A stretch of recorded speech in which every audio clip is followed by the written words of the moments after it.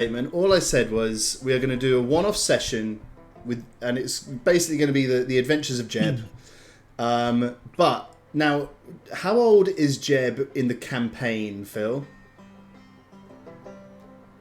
I should know this off the top of my head, shouldn't I?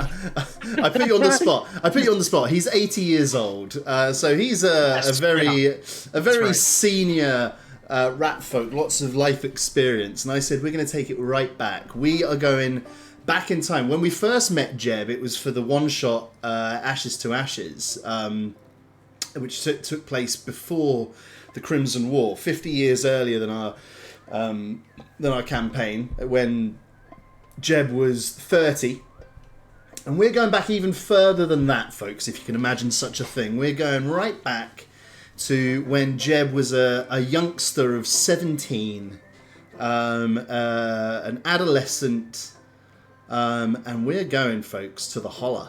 We're traveling now. The Holler is not even on this map.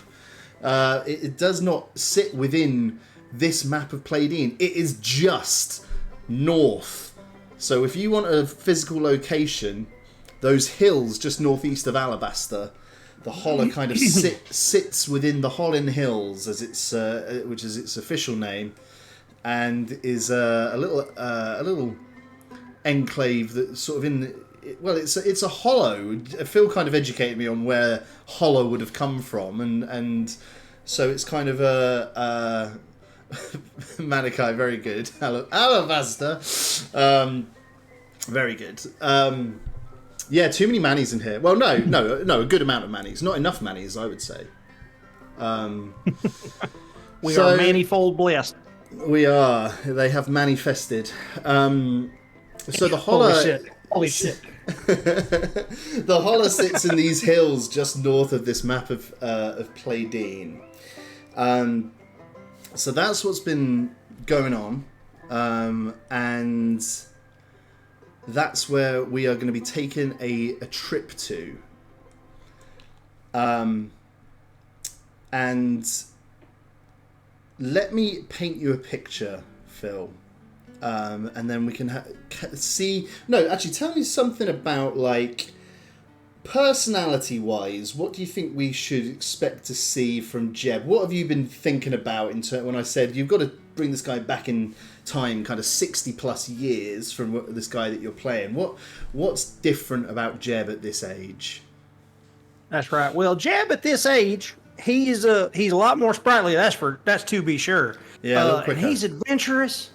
He's a little too young to take part in the Tormist manufacture, as you may suspect, but he'll sneak a little every now and then. He's real fascinated by it. He spends his time just in the woods. He loves finding new little spots to fish. He loves like looking at different kind of bugs and plants and herbs, and he'll kind of pick and collect and catalog them, and he'll draw little pictures of them. But he is very content with his wide brim hat that is a lot better for the wear right now. It ain't quite as frayed as it is when he's an old man, an old rat.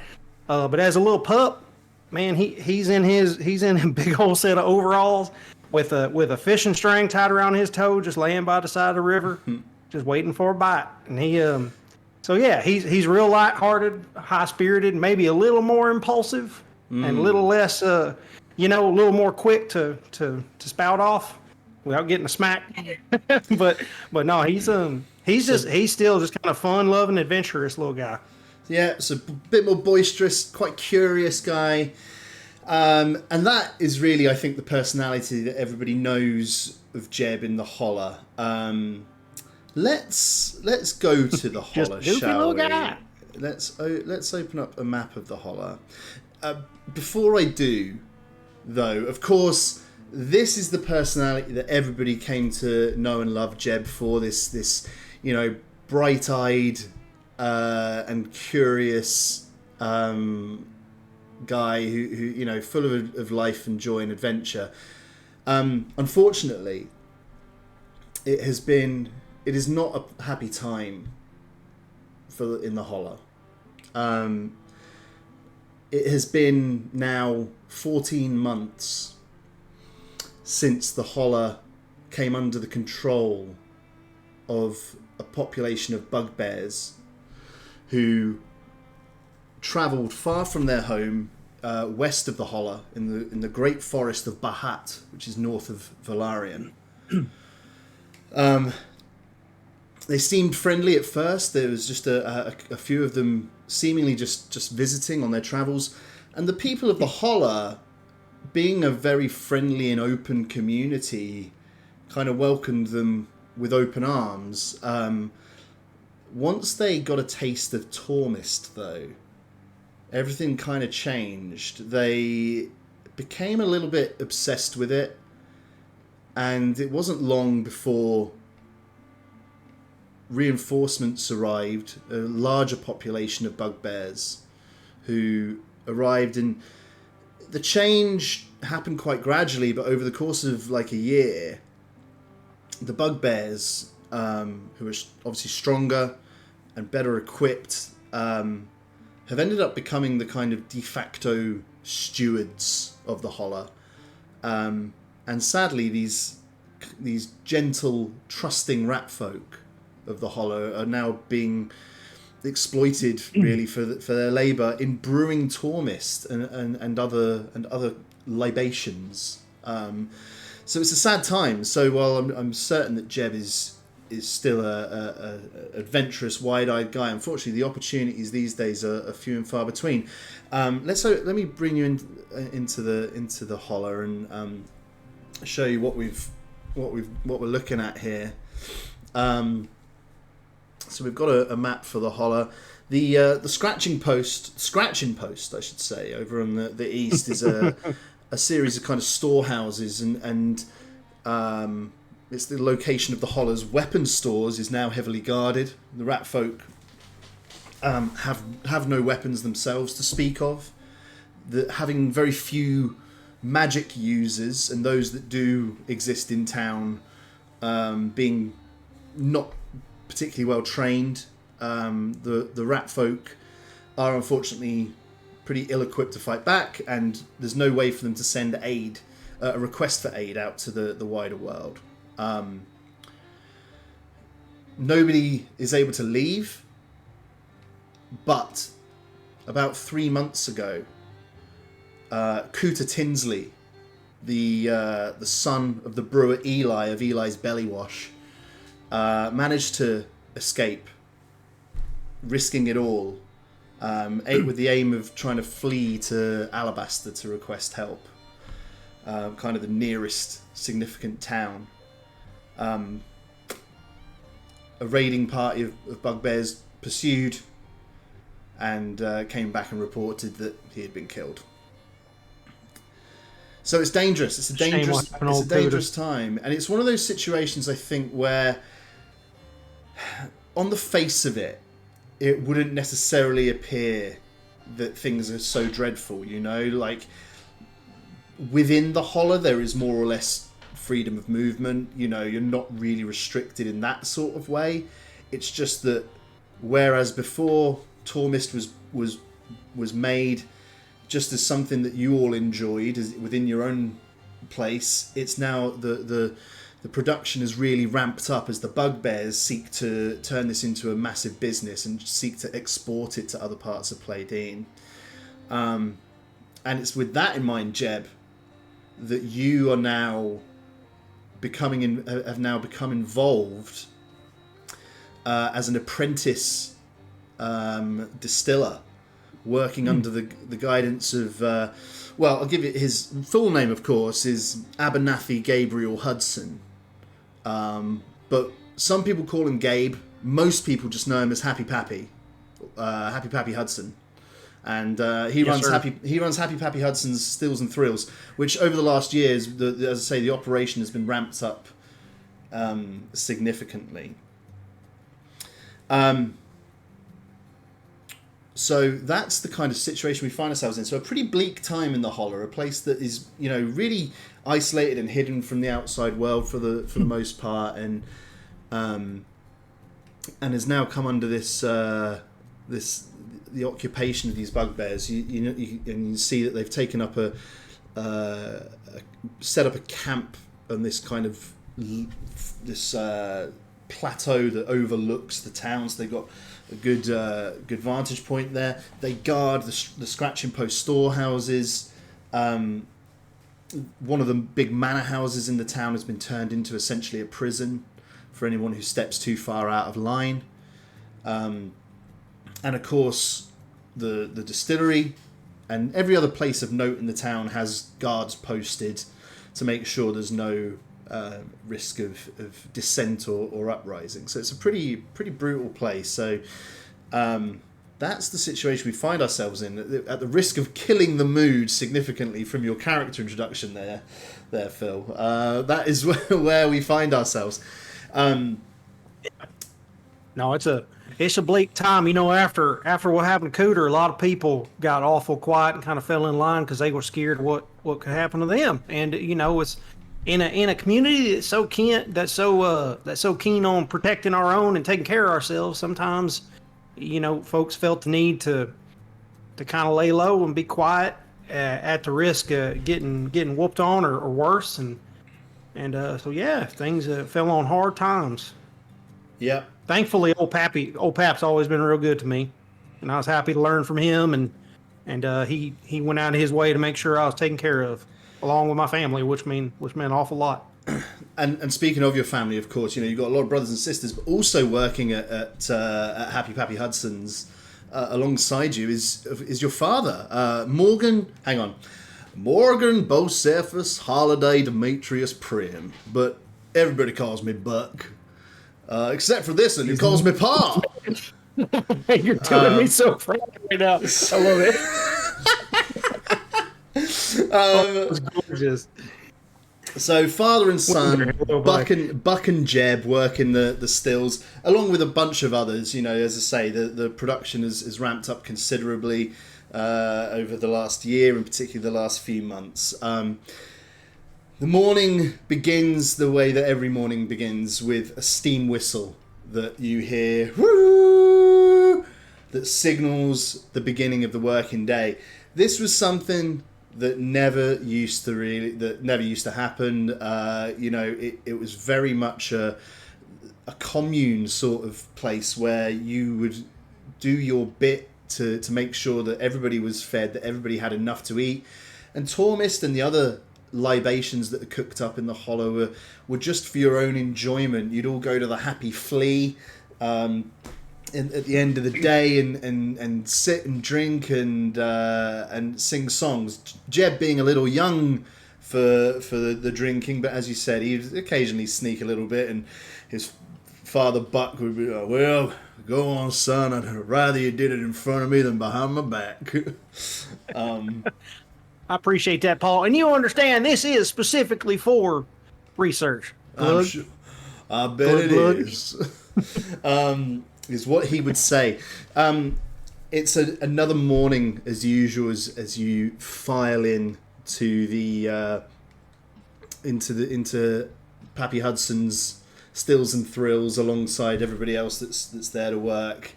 What do you think your duties might be? What kind of things would Jeb be getting involved with as the apprentice of a distiller in this environment? Well, first thing I'd do when I'd come in, I'd hang up my hat, make sure it's taken care of. I put on my apron, my gloves, and a pair of goggles that I'd keep kind of clopped on top of my head. And I'd grab a broom, get right to cleaning up around everything, make sure it's nice and ready and pristine. Old Pappy was always real keen on making sure everything was just right. There was no contaminants or no pollutants in the place. I would shine and clean up all the beakers and burners, just kind of general upkeep and take care of things. And when that duty was done, we would get to cooking, and he'd make sure I was there, sat right beside him with a note and a piece of paper, or with those goggles down and working myself, learning the trade. Yeah, just watching and learning and making notes, I guess, whenever you can. That's right. And sometimes when Pappy wasn't looking, I'd kind of carry out a few experiments of my own, and I got in trouble for that a few times. So I try to keep that to myself. But the right mix can make an awful big explosion. So it was fun, As you're pushing the broom around this morning, as you do every day, you hear you hear Pa calling from across the room. He's like, Caldwell Jebediah, Now, don't you keep your eyes on your work today, you hear me? I don't want to hear none of you going around trying out your own experiments. We don't have the leeway for that moment, son. Oh, yes, sir. I'll do my best. I mean, I know I need to go and try to scrub that burn spot on the wall again, but I will make sure I pay attention today. Yes, sir. All right, there's a good boy. And your father goes back to work. Another guy who's working there is your friend Jackson, Ezekiel, Atticus Sutton. Everybody calls him Zeke. Zeke. So you've been friends with Zeke since, oh my goodness, for a long old time, since you were knee high to a grasshopper, as they say around here. That's right. Since we were both about 2 apples tall, we came out the same clutch about the same time. Unreal. Man. And he walks over. Old Zeke walks over. He's like, beautiful day, ain't it? Oh, it's a gorgeous day, Zeke. Good morning. How you doing? Well, I'm doing all right. Although I had another one of them bad dreams last night. You know, I was telling you about my nightmare. Hell again. Yeah, I've been thinking about Cooter a lot, you know, and what happened to him when he tried to escape, and gosh, I just can't stop thinking about him. I instinctively go for my hat. Yeah, indeed. I instinctively go for my hat to kind of hold it, but it's not there, so I just kind of like put my hand in, like, I know, brother, I know. You, Zeke, and Cooter were kind of a pack of 3 mates that would have, got up to all sorts of monkey shines, all sorts of scrapes, throwing sticks at passing carts and that kind of stuff, and poking a dead body you found in the woods, that sort of thing. Zeke, I'll tell you, man, there ain't a single time I go down to the fishing hole that I don't think about sitting there on that rock. Just whiling the time away with old Cooter. I miss him all the time, brother. Well, how long is this going to carry on? When are these bugbears going to get out of town? I like peek around, make sure nobody's looking. I'm just like, all right, now keep your voice down, but I know I'm about tired of it too. I'm sick of the way we've been treated. Something's got to change soon. Why don't we just fight them? Just kill them all one day. I think we got to when the time is right, friend. I mean, I think I'm about positive that your sentiment, I definitely share it. I reckon we talk enough people, they probably will agree. And you're right, there's so many more us than there are them, but folks are so scared. We gotta get the word around. And I want to be clear, Martin, that just kind of as a backstory for Jeb, the way I see this is he has been trying to kind of get people mobilized in secret, like not necessarily passing out pamphlets and things, sure, but like planting that seed. And I'm sure that Zeke would be like as enthusiastic, and I would have, we would commiserate about this a lot. So it's like very much like a conspiratorial, like keep your voice down, like don't out us, but we got to bide our time and make it until time's right. Give me a perception check, if you would. Ooh, I would love to. Let's have a perception.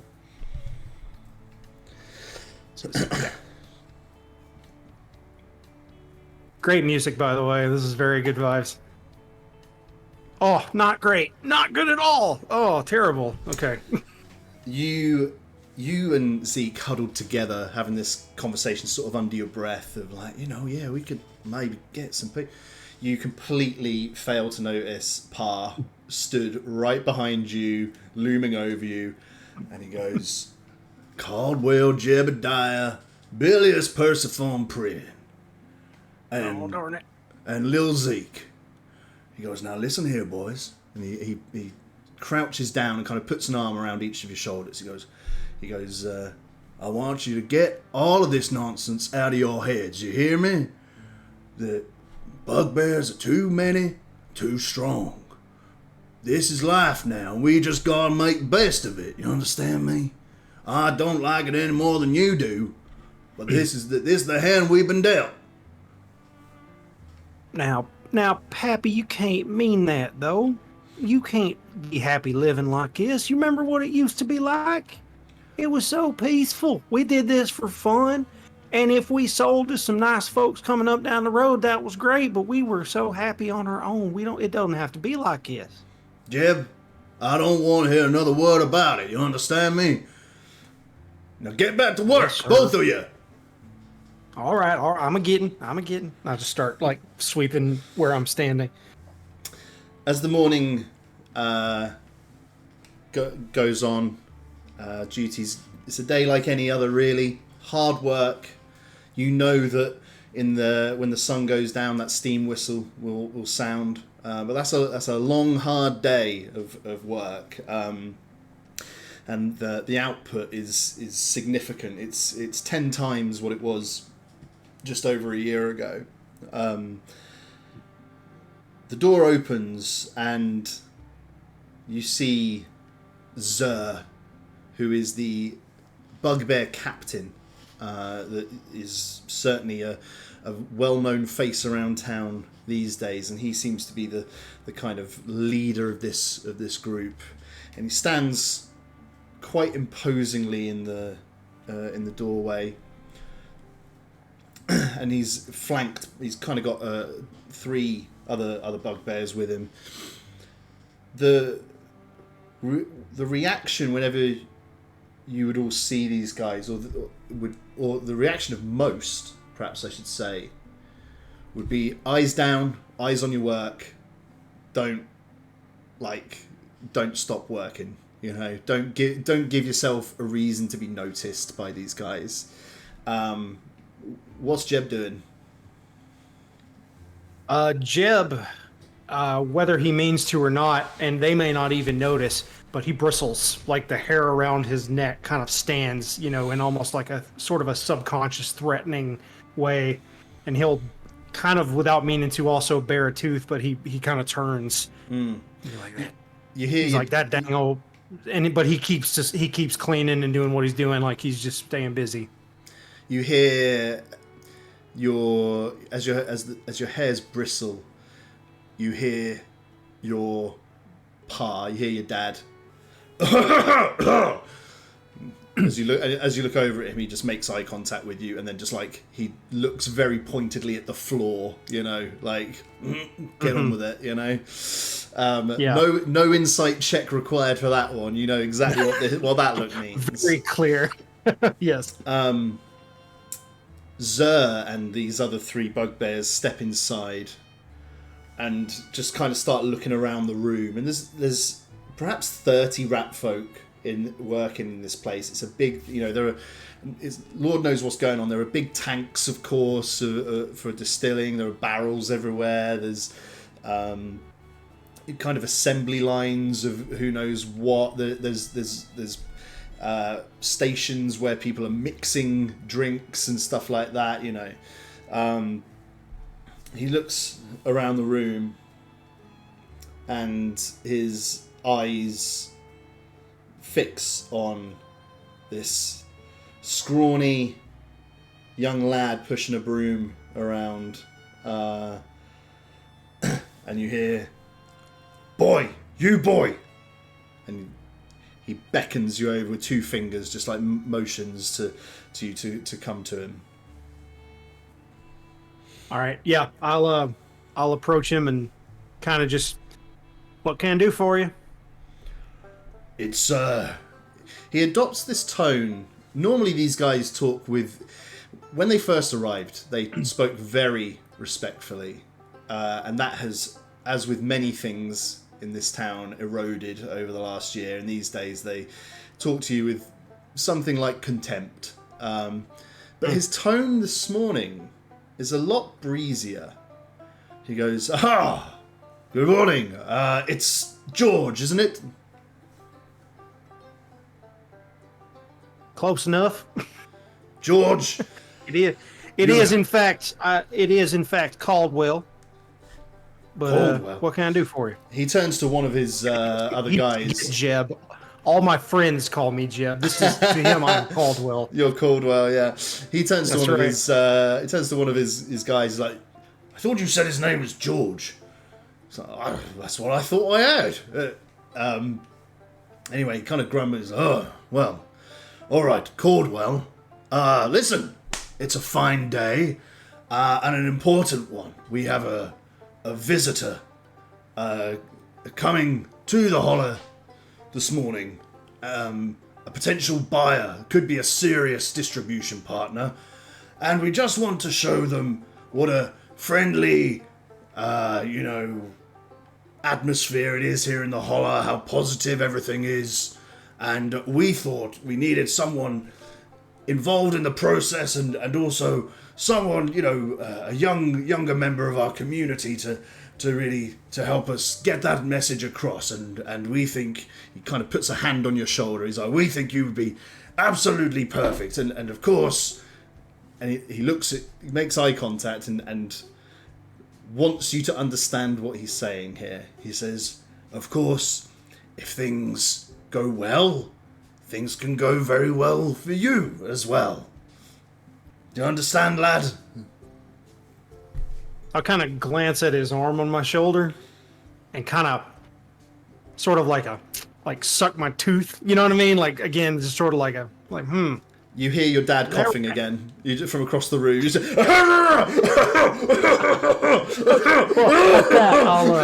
I'll say, well, I reckon I'm happy to help you, sir. Oh, delighted to hear it. Marvelous. We'll call for you in about an hour or so. All right, and I'll be ready. Turns to the others and goes, you see, they can be reasoned with. I told you, didn't I? Come on, lads. Let's make the other preparations. And they all leave the walk out the building. As he leaves, as he says, they can be persuaded or whatever, I'll say, well, bless his heart, which everyone there knows to mean fuck that guy. The exact opposite. Okay, I love that. So saying bless your heart when you actually mean fuck you. Zeke sort of chuckles at this. And that's they don't pick up on it, thankfully. There'd be trouble if they had.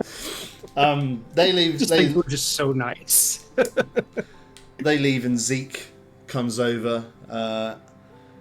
He's like, "Well, gosh darn, they want you to go and help them. What, sell Tormis now?" I reckon so, brother. I'm not sure what they got scheming, but I'm play along and see how it shakes out. Your dad walks over and he's like, and he goes, Jeb, I don't want you letting your temper get the best of you, all right? You hear me now? I want you to think of your sister. I want you to think of your brothers. Yes, sir, Paul. I promise I won't do nothing that'll put them in danger. I'll be level-headed as I can. I promise you. When they say jump, you jump. You understand? I'll do my best. Okay then. Well, back to work, both of you. Still got a lot to do. Yes, sir. I'll get to polishing the beakers. An hour later, it's actually a little over an hour later, the door opens and it's not Zer, it's just another bugbear. And he just opens the door, pokes his head in, looks right at you, and is like, "You Caldwell?" That's what you can call me, yes, sir. Well, get out here. On my way. And I'll agonizingly slowly start toward where I can hang my apron, take my hat, brush a little dirt off it, check it. Come on, get a move brush on. A little more. I'm coming, yes, sir. Hank, keep your pants out of a bunch. I'm all right here. Let's go. As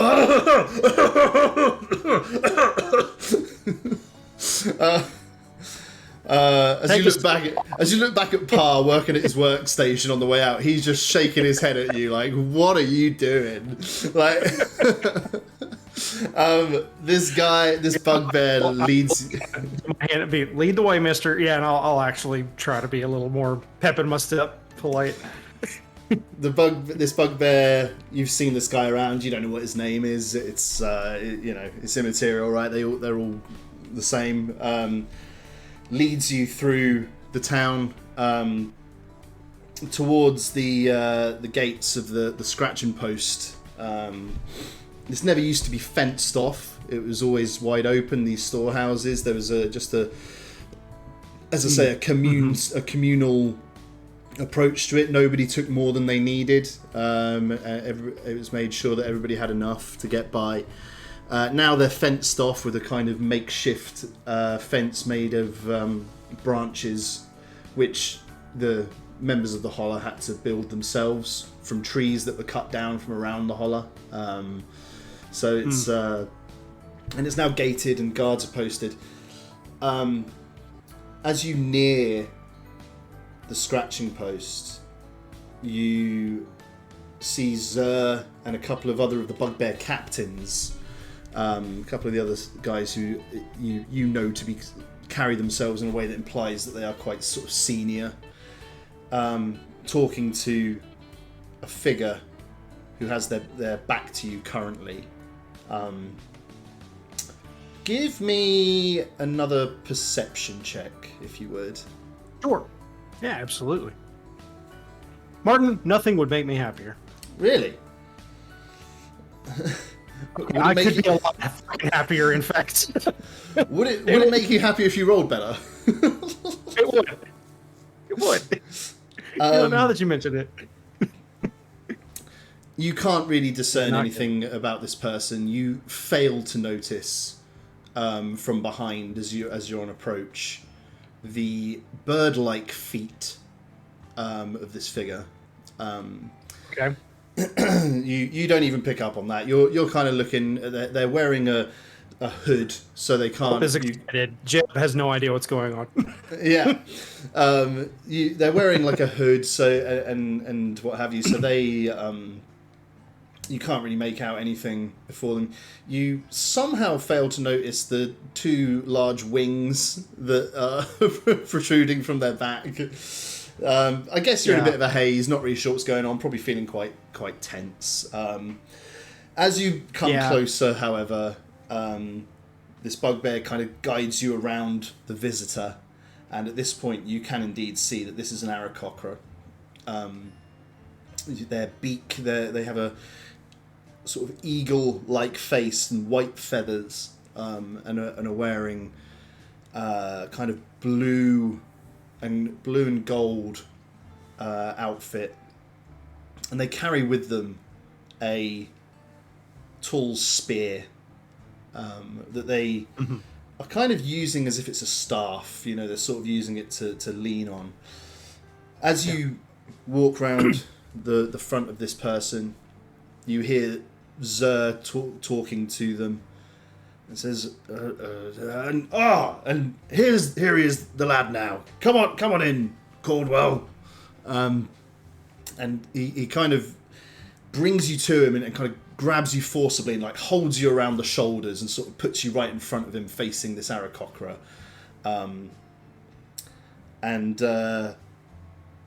This Aarakocra looks down at you and says, where's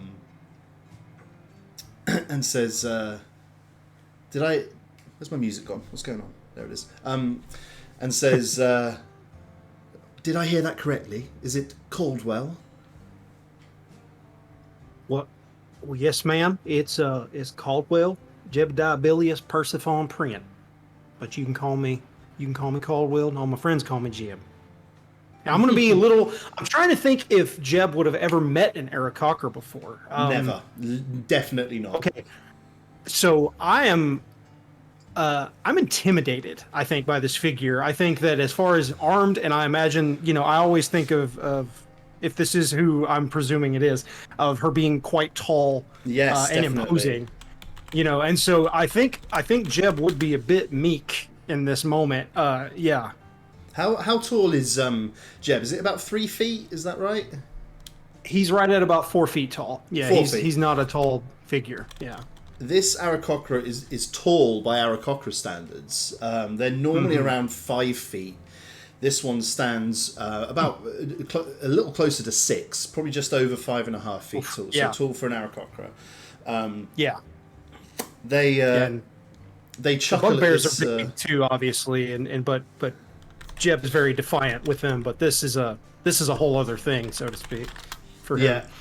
Yeah, for sure. So you say you make this comment about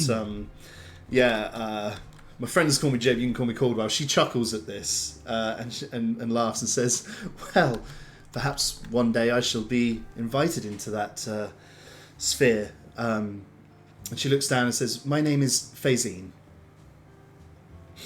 Well, it's nice to meet you, Phazine. She Extend a hand. Yeah. yes, she takes it and it seems sort of quite charmed by this gesture and takes the hand and shakes it. And Zer goes on, kind of picks up from the train of thought that he was obviously on. He says, so Caldwell, I was just explaining to our visitor that it's really a symbiotic relationship between the bugbears and the rat folk. You're the passion and the talent and the skill of the rat folk and in their ability to brew Tormist and other concoctions. Very impressive. Combined with our ambition and our business acumen that seeks to bring Tormist all across the land and distribute it to far and wide, and really turn this into everything it really could be. And I was just saying how well our communities complement one another. Wouldn't you agree? We take pride in our work. And that's it. Yes, of course you do. But I was also saying it's a family business. Caldwell works with his own father. In fact, what's his name again? Oh, what is his full name, Morton? I need to write these down, actually. That was mean of me. His full name is Morgan Bocephus Quiz, Holiday. motherfucker. It's Morgan Bocephus Holiday Demetrius Prin. Everybody calls him Buck. Yeah, thank you. Yeah, and so because the reason I ask, because I want to make sure I say it correctly, is like I would say, it's like, yes, it's a nice time working with my father Morgan. She goes, and what are your working conditions like? What's your average day look like? Well, I get in and we work awful hard to make sure everything's taken care of, and it's a sun up to sun down, producing for Mr. Zer here, and his folks, and apparently they load up the product and we go home and we do it the next day, making sure that we make the finest we can. We're awful proud of it around here. Well, from what I've seen, you should be. It's delicious, and yes, I'm hoping to become a major distribution partner and bring this to the rest of the land in great quantity if I can. So it's been a pleasure meeting you, Caldwell. Well, pleasure's mine, Miss Phazine. Thank you. She looks at Zer and is like, but he says sun up to sundown. Those sound like very long days. Zer looks at her and kind of, you feel him grip your shoulders a little tighter. The message probably being keep your damn mouth shut. And he goes, he says, "Oh, but they're so passionate about it. We couldn't stop them if we tried. And of course, working the longer days allows us to really ramp up our production, and you, the distributor, and of course the customers are the ones who benefit." And she kind of laughs and goes, "Well, honestly, as long as we have enough people to produce it, that's all I care about. It's no concern of mine, really.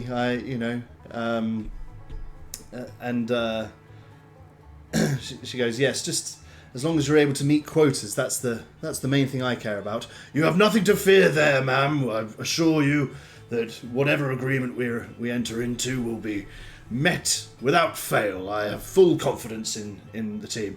And he claps you on the arms, around the arms, and goes, Caldwell, thank you so much. I think the Lady Phasine has heard enough of you, and back to work with you, and I'm sure you've got plenty to be getting on with, but always a pleasure for us to talk, as we often do to the workers.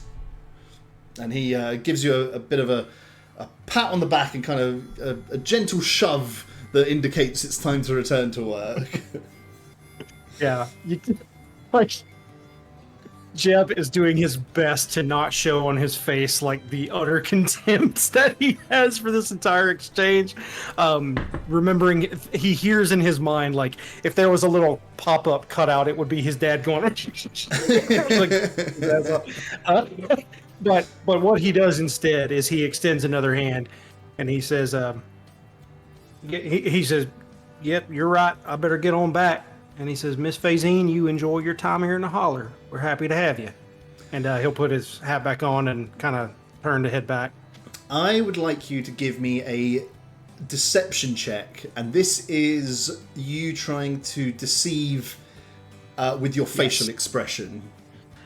Oh, okay. God, I have no... Okay, dice, please, hang on. Oh, I need to clear it. All right. Are you fucking kidding me? I'm not doing good today. Yeah. Your Aarakocra Phasine smiles and says, "I hope to see you again before I leave." I'll nod and I'll say we're down at Happy Pappy's, and I'll kind of give a little smile and a nod. As you, it seems that you're allowed to return back to Pappy Hudson's on your own, unaccompanied. As you're walking along the road, coming the other way, you see a familiar face heading in the direction of the storehouses at the Scratching Post, carrying carrying a bushel of tomatoes. Like a bucket, I guess, almost, a big wooden bucket. Mm-hmm. And it's your sister, of course, and it's Bailey, Bethany, Cora, Calliope, Pran. Everybody calls me Beth. Lovely. God, these names, you have smashed it, man. Mate, I've got so many written down you would not believe. I'm thrilled. I love it. You see Beth coming up the road towards the storehouses. Mm-hmm. She sees you and smiles. This is your younger sister. She's 2 years younger than you. She's 15 years old. Posture immediately changes, and I'm gonna kind of I'm gonna walk with my hands behind my back, sort of like. And as and I'll see her smile and kind of just I'm playing. I want to try to steal a tomato out of her bucket, and I want to mess with her. We have a very playful, mischievous relationship with each other. Give me a stealth check. All right, I want to roll to win. That's really what I'm trying to do here. I shouldn't really give you this because it's in broad daylight. But what's the harm? Let's see a stealth check. See if you can get a tomato without her noticing. I'll tell you what, I'll do it with disadvantage. No, it's fine. You can do it. Straight roll's fine. Okay. All right. I've forgotten how this works. I'm sorry. I'll tell you why, because she's got her head in the clouds a little bit as well. Okay, so 11. It's 11. It's the best one so far. It's still going to be a fail. It really is. We've cleared the first double-digit roll I've had. As you reach down to the bucket, she goes, "Caldwell Jebediah, leave the damn tomatoes alone." They look so good. I know they look good, but if I get there and there's less than they're expecting, it'll be hell to pay for me and hell to pay for you. And you know that. All right. No, Beth, that's fair. That's fair. I wouldn't want you to get in any kind of trouble that didn't have anything to do with me now. She kind of motions with her head towards where you've been coming from. She goes, "And what are you doing out of work anyway, this time of day?" I don't. Well, Don't worry about it. But them damn old bugbears, they pulled me aside, wanted me to speak to somebody. They're trying to find a new seller for our product. Speak to But it somebody. ain't nothing How you come to they? be pretty about. Why they want you to speak to somebody? I don't know. They wanted somebody that's a young representative of the business. And I they guess chose that's you your over old brother me. here. Well, I am purtier, I reckon. Caldwell Jebediah, you look like you was hit with the ugly stick. Oh, come on now. Well, you look like you puked the buzzards off a gut wagon. Hi. I keep on down the road. We're like yelling at each other from a distance at this point. She goes, Caldwell Jebediah, you're fixing to get a slap around the face any one of these days. You're going to have to catch me, girl. And I take off running. You get out of here now, you hear me? A bugbear kind of steps out from the side of the road and goes, hey, keep the noise down. Well, yes, sir. Oh, And I'm bristling again. At this, I'm bristling again, but I'm going to keep on my way. you see her body language, her ears kind of go back and she kind of ducks down a little bit and goes on her way carrying these tomatoes off to the scratching post as she's clearly been instructed to do. Back at Pappy Hudson's, as you re-enter, you see everybody at work. Your pa is still at his workstation. Give me an insight check, please. For sure. Okay. Phil. 9. What's going on, man? I'm hoping that I'm getting all the bad rolls out so the good ones will be later. It's the reverse of like the last session. Have you heard of numbers like 15, 18? What's that like? They're really cool. What is that like? I hope to see these numbers someday. So, to your eyes, you don't notice anything about your pa. You don't notice how tense and distracted he looks. Sick with worry about his son. But you don't really fucking notice that. I'll say that I'm also pretty tense and concerned. Like the lightness of that moment with Beth, like it as soon as the bugbears reintroduce themselves, it's this reminder that it's like we're not going to be able to live our lives the way we want to until they're gone, and so he's just sort of like stuck in that mindset right now.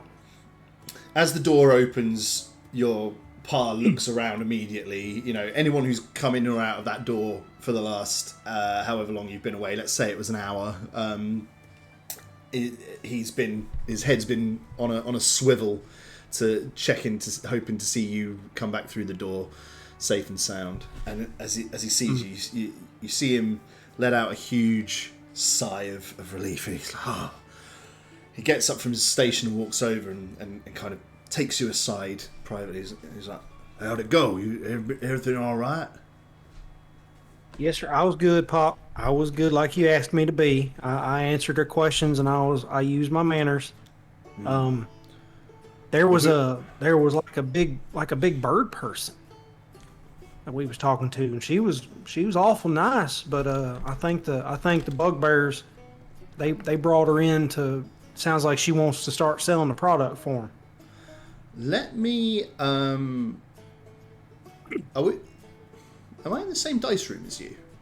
2 seconds. Written in the stars. Why the fuck can't I see your? I can see them on. They're showing up on the stream, which is good. Hold on a second. Right. Yes. I'm actually just gonna roll a history check for Pa to see if he knows what Aarakocra are. Oh yeah, of course. That makes sense. Okay, cool. He surely does not. My rolls aren't any better than yours, apparently. Can you just do me a favour? Can you just roll a d20? I don't care what it's for. Okay. Have you 15. Hey! Yeah, that one's for nothing. Can you just see if you've got any kind of when you bring up the dice, have you got like hidden roll enabled or anything? Because you're not showing up in my log there. No, no, because I just did a hidden roll, and it showed, Weird. Yeah, strange. I mean, they're showing up on stream, so it's okay. It's just a bit strange because I don't have sight of them. Anyway, doesn't matter. Anyway, so yeah, I wanted to know if Pa had ever encountered Aarakocra. He sure hasn't. So right. He's like... he goes, boy, don't you go telling your stories now. No such thing as a bird person. It was either a bird or it was a person. Oh, now, come on. Now, which one was it, boy? I tell the truth. I'm honest. You always taught me to be honest. I tell it, she was about 6 feet tall. She's awful nice. She had a big old spear. She spoke soft and was real kind. Give me a persuasion to see if you can convince him that you're telling the truth. Sure. You know what? He does think you're a trustworthy guy. So with advantage. Okay. You don't tell many lies. Oh, that's a bit more like it, isn't it? All right. He looks at you kind of skeptically, but goes, well. A bird person. I never thought I'd see the day. He turns around and Pappy Hudson, the owner of the distillery, is walking by. He goes, "Hey Pappy, you ever hear about a bird person?" Let's find out if he has. Has anyone among us ever heard of a bird person? Oh, yeah. He sure hasn't. It's another 2. He goes. This is amazing. Oh, Dice. Love you. A bird person? I never heard of a bird person any more than I heard of a cat or a dog person. What are you talking about there? He goes, listen, Prin Senior and Prin Junior, we got plenty to be getting on with without telling stories about bird people around here, you understand? Martin, Pappy's voice is making your mic peak. Okay. My bad. It's amazing. It's really good. Oh, you're breaking the sound barrier with Pappy. I love it. Pappy, I'm telling you now, you ain't never known me to tell a lie. Even when I blasted your pot plant with an ice bomb that I made in here, I told you it was me. Now I wouldn't tell you no lies like that. It was a bird person. Honest as I'm standing here, it was a dang old bird. And bigger than you. I told you, Caldwell, Jebediah, Bilius, Percy Von Prin, I don't want to hear about that damn ice bomb ever again. I told you never to mention that in my presence, didn't I? Well, now, I'm just trying to prove a point now, Pappy. Now, if you want to see it, you can go have a look yourself. I know your eyes don't hardly be working no more these days, but I'm telling the truth. He turns to your pa, and he goes, Buck, you need to rein in your child. You hear me? You need to bring him in line. Get back to work, the pair of you. He goes storming off in the direction. I think we should probably give him a little bit of a physical description. He looks exactly like Cranky Kong, but a rat. So he just like everyone go and Google Cranky Kong. But he looks like that, but a rat. Okay, he's like hunched over with a stick and a little a beard, you know. And that's what he looks. Man. That's exactly what he looks like. And he goes like walking off at like he's surprisingly brisk pace. He's using this like knotted walking stick, but he really fucking gets a move on with it, you know, and walks off to another room of the distillery to go and bother someone else. Motherfucker can mosey. Now, let me ask you: is there anything the rest of the day, the working day, will proceed without great incident? Is there anything that you would like to do while at work? Anyone you want to talk to? You know, there's people that you know there. Obviously, your friend Zeke is there. Your dad's there. Pappy's there. There's of course there's Sue. There's Betsy. There's Hank. You know, there's Bobby May. Yeah. So Yeah. Anybody that you want to chat to about anything? Well, as the day winds down, I feel like Jeb would generally kind of, you know, there's that like hour near the end where it's like you're kind of just killing the time, you know what I mean? And so he'll kind of like do what he's doing, but he'll kind of drift around and bother people for a few minutes, and then he'll go to someone else. But what he'll definitely do more than anything, I imagine he would do it first and foremost, as soon as they had a moment, is he would talk directly to Zeke and tell him like moment to moment exactly what happened. You know, like, because I'm sure Zeke would be wondering like what all went down, you know. For sure. So yeah, I think that aside from kind of the general work, I would thank you, Foxy, for banning that. Yeah, that's kind of generally the way the day would wrap up. Yeah. I think Zeke's reaction to that would be excitement. He'd be like, well, what does she seem like? Seem like a nice bird lady? She did. You know, I mean, I'm gonna be honest with you, brother. I was kind of scared. I was a little bit quaking in my skivvies here, but she was real nice. She was real nice. I kind of think it might be cool to get out and kind of figure out where they're from and go see the rest. I mean, it's a big old wide world full of people. You ever heard of a bird person? Let's find out. Hold on. In this fucking place needs to know what an Aarakocra is. Let's find out. Go around to every person in the Can you see my rolls in the log in the room? I can, yeah. It's really weird. Hang on, let me just. Yeah. I'm just gonna refresh it, see if that does anything. Oh yeah, I can see all yours now. That's all it was. Okay, cool. There we go. Yeah, maybe like I needed to refresh too or something. There's no telling. That's funny. Yeah, he's never heard. He's like, I never heard of a bird person, but well, if you say it happened, Jim, it must be true. See, he doesn't disbelieve you. He knows that if Jeb says it, he can trust it. Yeah. He goes, well, if she's a nice lady, maybe we could. He looks around really nervously and drops his voice to the bare minimum whisper. He goes, mm-hmm. Do you think maybe we could give her some kind of message to take out with her and get some help? You know, Zeke, I was kind of thinking the same thing. She might be keen to do it. She might just. I mean, you know, Zer was standing right there. I couldn't do nothing with that bugger hanging right over my head. But man, she might be. If she sees how they treat us here, and if we can let her know, and she might be willing to help.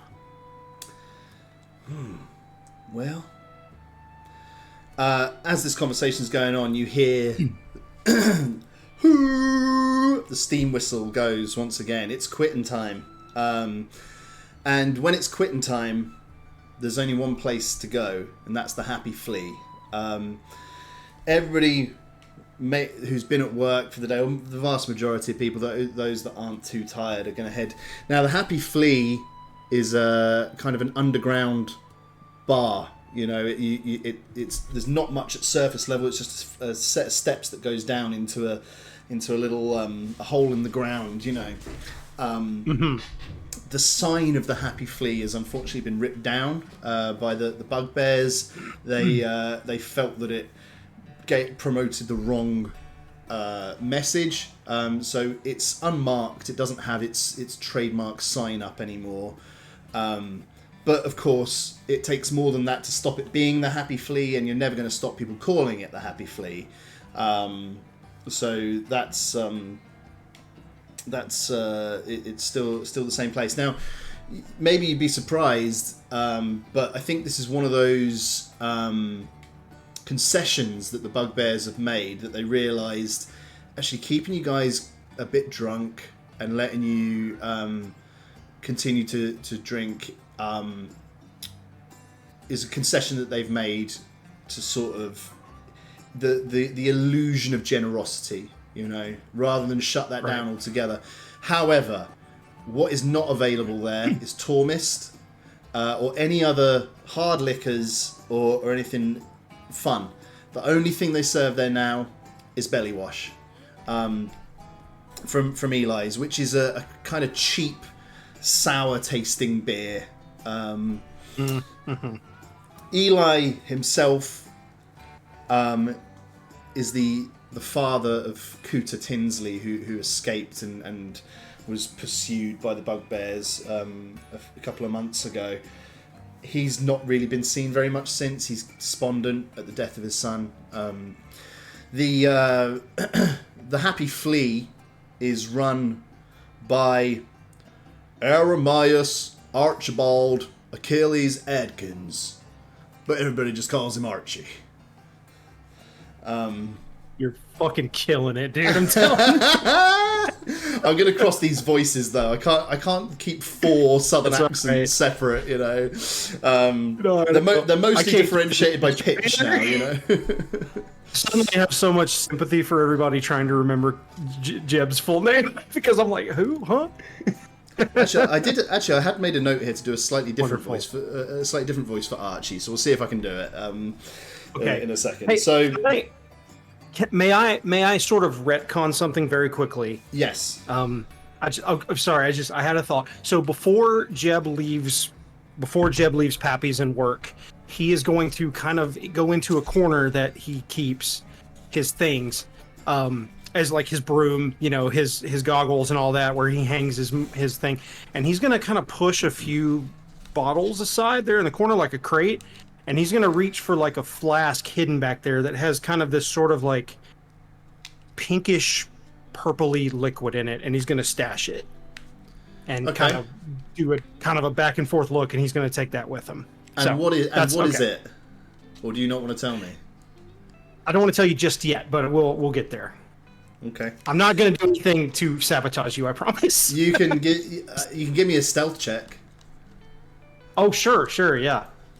Oh god, these have been going so well. Actually, it will actually be sleight of hand. Actually, that is a thing, isn't it? Sleight of hand is a thing. You are correct, friend. Let's do that. That was probably what I should have done for the tomato as well. To be fair. Dang it, 7. Ay, Philip. I know. Sucks. It's out of control.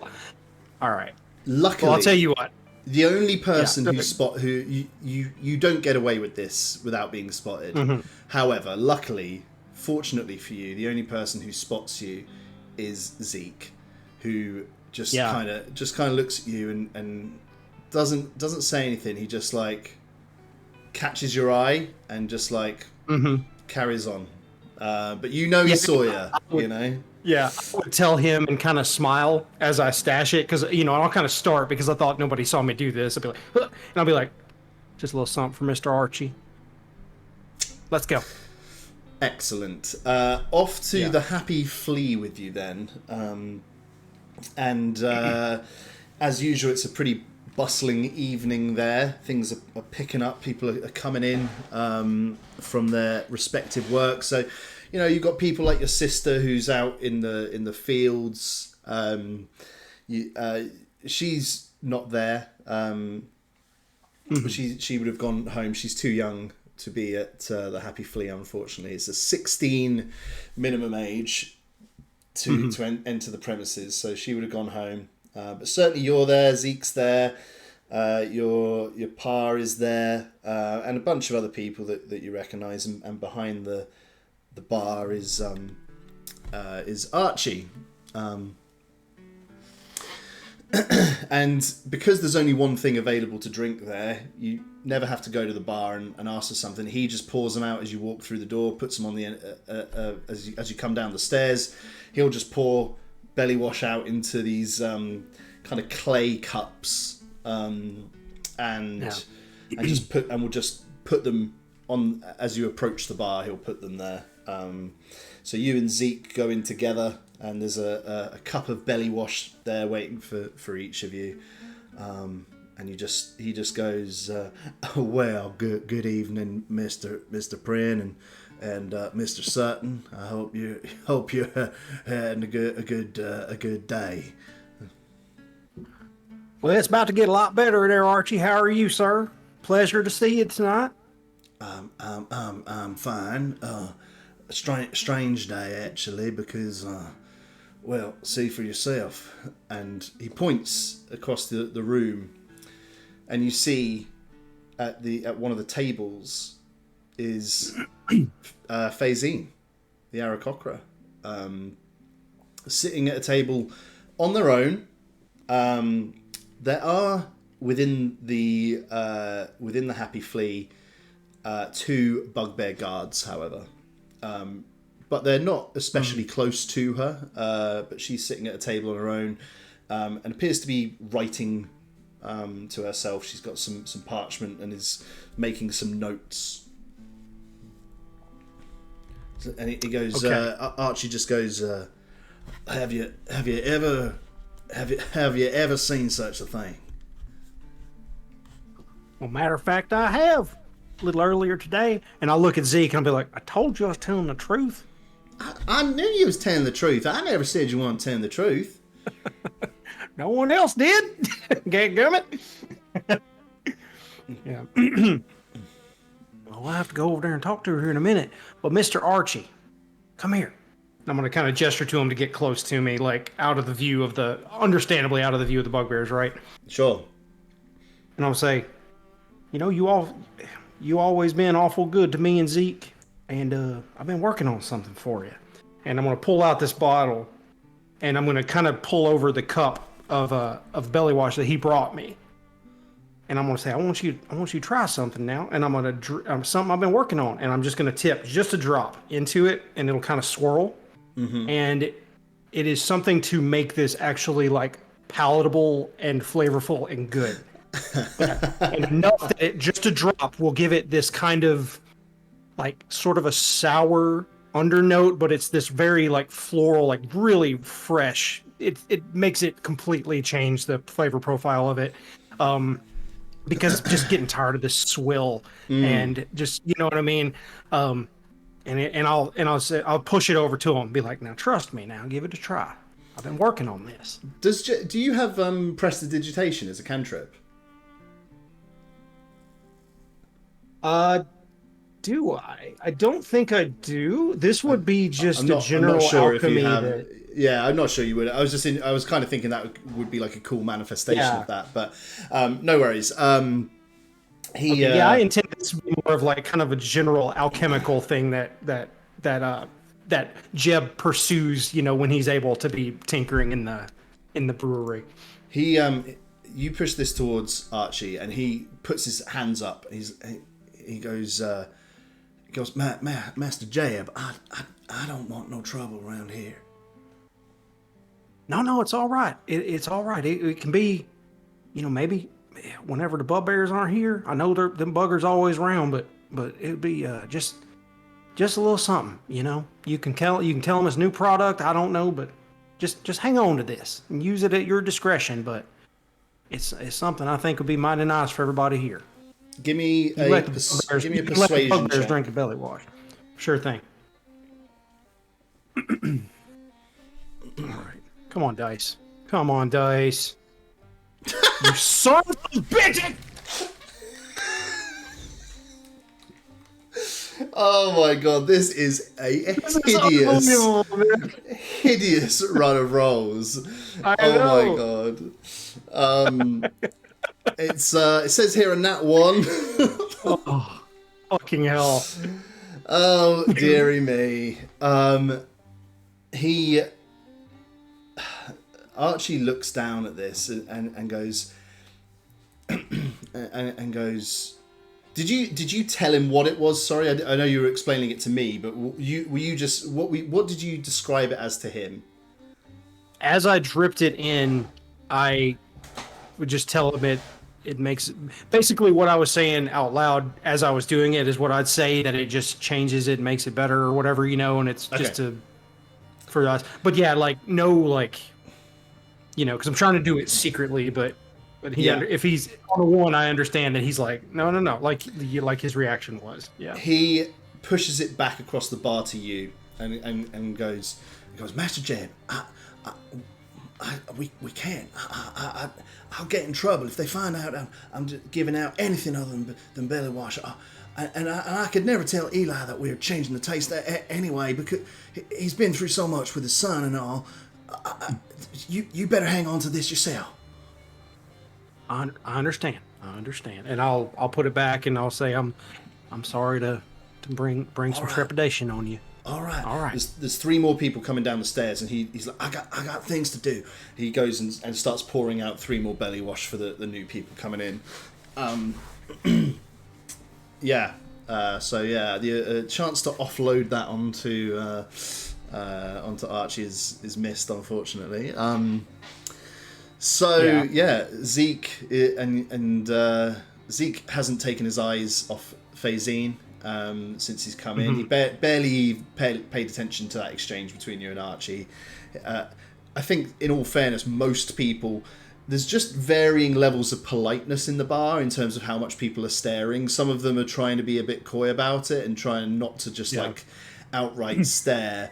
But basically, she's sat near the wall in the far corner, and there is a room full of people, to one extent or another, just looking right at her. Right. Yeah. So I'll pick up my cup that I've augmented, and I'll walk over to Faizine as I'm going, kind of talking to folks I recognize, like, hey, how's your mom and them? Oh, good to see you. Hey, good evening. Hello. Howdy, Jeb. And yeah. All right. Nice. How you doing? But yeah, and I'll walk over and kind of quietly, sort of, Miss Faizine. She looks up from her notes and says, "Oh, it's you. Can I help you?" Well, yes, ma'am. I just wanted to come again and say how nice it is to have you here in our holler, and I hope you're finding it hospitable. I think I'm finding it profitable, which is more to the point. Oh, of course.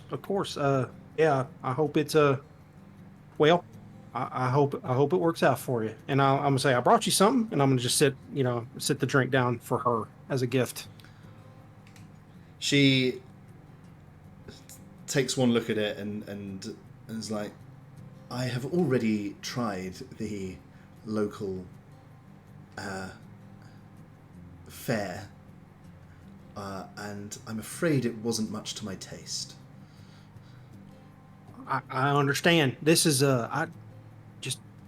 actually thinking better of it because I don't know her quite well enough yet. I'll take it back.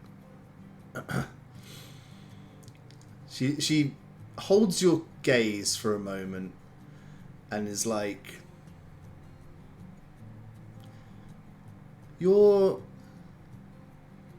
you say you're cautious, Caldwell? I'm as cautious as I need to be, ma'am. Give me just a flat charisma check, please. For sure. All right. Oh my goodness. Fuck my life. Somebody else want to roll for this guy? This is unbelievable. Yeah, I have never rolled this bad in my days. This is incredible. What a brutal run. She looks a bit unimpressed at that remark. She goes, pity. I'm in need of someone cautious. She looks up at Zeke and she goes, and what about you? Zeke is like a lovely guy. He's not the brightest bulb. And he's like, cautious? Well, I'm not rightly sure I know what that means, ma'am. She's like, someone careful. Oh, careful? Well, Heck, we work around glass all day, and we don't hardly never break a bottle, do we, Jed? No, ma'am. No, we take great pride in that, and we keep it spick and span. And I mean, I'll tell you, I can be cautious. If you don't mind my asking, what is it? What is it you need doing? She motions to the two of you to join her, to sit down. Yeah, I'll sit. She goes. She looks around. The two bugbear guards are about perhaps 10 feet away. And they are looking. The fact that you two have sat down has caught their attention. She gives a wry smile and goes, "It appears that we're always under surveillance in this place." They keep their eyes on us. How does that sit with you? It ain't ideal, but we make it. Yes, I'm sure you do. You know, we're pretty, and I'm just, yeah, I just, well, you know, we ain't the biggest folks, but we got big hearts and we take a lot of pride in what we do and we take care of our own, and we sure like this place. So, you know, if we gotta be hospitable to them bugbears to make sure things stay the way they are, I reckon that's what we'll do. She speaks slightly louder now, loud enough that you could be heard slightly over the buzz, you know, the ambience. This room, by the way, is it's pretty rough and ready. You know, this is not a nice tavern with, you know, wood paneling and stuff like that. It's basically a hole in the ground. The bar is made out of clay. Everything's made out of clay. All the fixtures. Yeah. It's basically been dug out, this place, with then just like a rickety wooden staircase going down. Yeah. I need to remember to give better physical descriptions of spaces when we go into them. But yeah, so she raises her voice slightly so that you know, if anyone's listening, that's fine. And she goes, "And how long has this wonderful operation and partnership between yourselves and the bugbears been in place?" At this point, how long would it have been? It's been 14 months since they, so just over a year. That's right. Yeah, I tell her, I say, well, I reckon it's been just a little over a year. They've been here. You must have seen quite a lot of change in that time. More than I care to admit. There's areas of this place that are kind of walled off that weren't. There's trees down that used to stand proud, now creating areas that block us from where we used to free roam. Can't hardly do much anything without being watched. As you're saying these things to her, as you kind of talking about these things, she suddenly cuts across you and goes, "Well, I think it looks absolutely splendid." And one of the bugbear guards has approached from behind you. And he looks down and says, "Are these two twerps bothering you?" She just looks up and says, "No, we're just having a conversation. Is that all right?" Well, actually, he stops short. He's like, you can tell he kind of wants to drag you away forcibly, really, but he doesn't want to draw too much attention to the real nature of the relationships. He's like, He looks down at the two of you and says, and looks very pointedly at you and goes, "Just behave yourselves and mind your manners." picking up on this and feeling a little bold, I'm going to kind of wheel around and be like, "Oh yes, sir. I'm just telling our new friend here how much we love it here in Holler. How pretty and peaceful and nice it is. It's so pleasant. We just love it here." Give me a deception check, please. I can't wait to fail this roll. Let's see. Phil, please. Please, Oh, Phil. please. 2 digits. 20! Yes! It's a 20! Everybody! Fucking... Oh, what a day. End the stream here. Oh, my God. Oh, my goodness. Absolutely delighted. You see Fox's remark. He goes, "Oh no." Yeah. Oh no, he's asking for a dice roll in this dice rolling game. That never goes well. Oh Jesus. Anyway, this guard is thick as shit. Doesn't at all pick up on what you're putting down, and he's like, "Well, good. Carry on then," and just walks off to rejoin his partner. Doesn't at all get it. In the corner, there's one of your kin, and this is Hank. He is a local musician, and he's got a beat up old guitar made out of a wooden box that he just cut a hole into. One of the strings is missing. And he starts to play a familiar tune to all of you. You'd never heard this tune until about 8 months ago, and it's called "Bless Their Hearts," and it's a song all about the bugbears and how welcome they are Wonderful. in town. And it's called "Bless Their Hearts," and this thick guard doesn't. It's like. It is nice, this song, isn't it? Yeah, quite.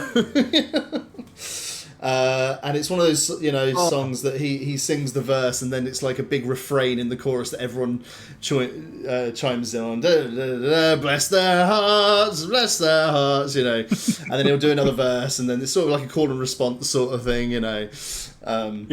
And I kind of knock my cup against the table in tune, like. That's it. Love it.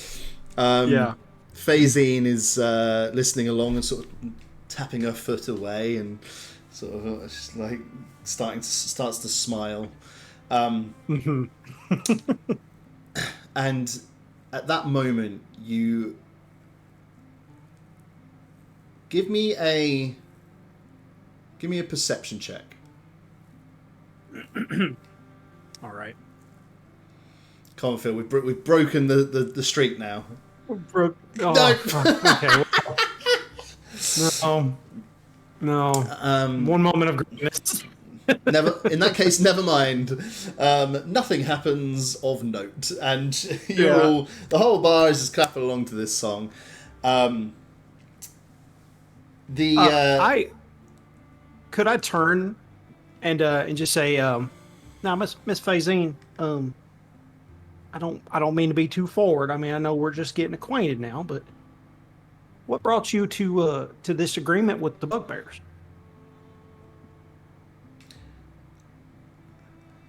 That is entirely my business, I'm afraid. I understand. Yes, ma'am.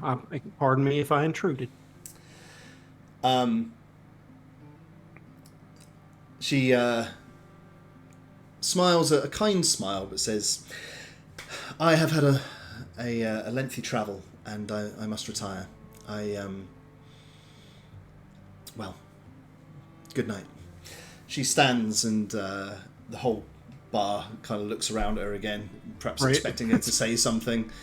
The two guards watch her as she walks to the ladder or the staircase that ascends, and off she goes to her dwellings for the night.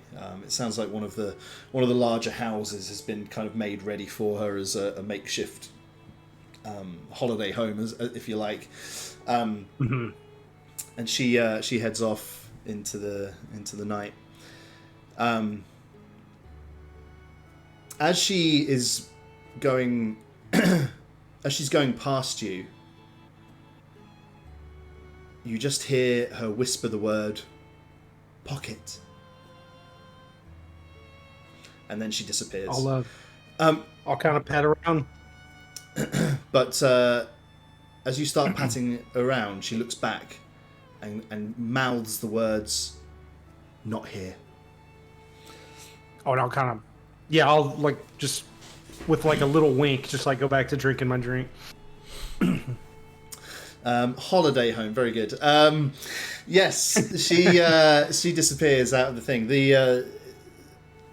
And then you're sat there with Zeke. The guard returns and says, "Say anything you shouldn't have," by which I mean anything at all. Just offering up my hospitality, sir.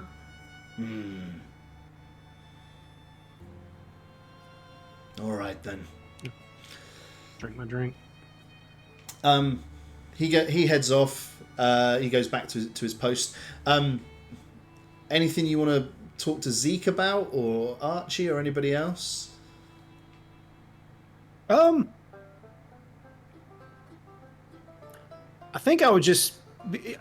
I don't want to draw attention to the pocket, especially after her saying like not here. So I think I would not mention it to Zeke, knowing that he's a little more like he might kind of belt out without meaning to or something, you know. So I'll just kind of, as I'm drinking, just be like, well, hell of a day, huh? I'll say that. Zeke gives a yawn and is like, well, gonna hit the old dusty trail. Good night, Jeb. I reckon.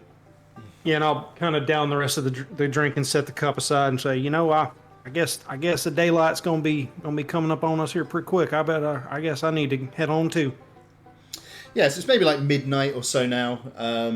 Yeah. And the place is starting to thin out. You know, there is that feeling of, you know, you're expected to do a day's work in the morning. You don't want to be too hungover. As you head back to your, well, you tell me. Are you're heading home for the night?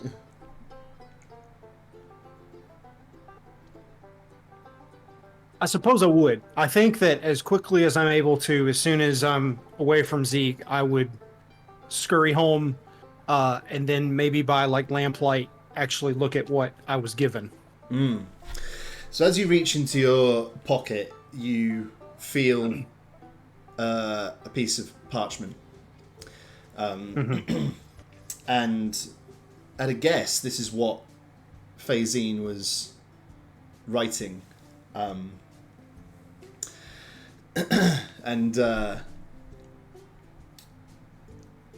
I'll open it carefully. As you open it, you see a message written that simply says, "I am here to help.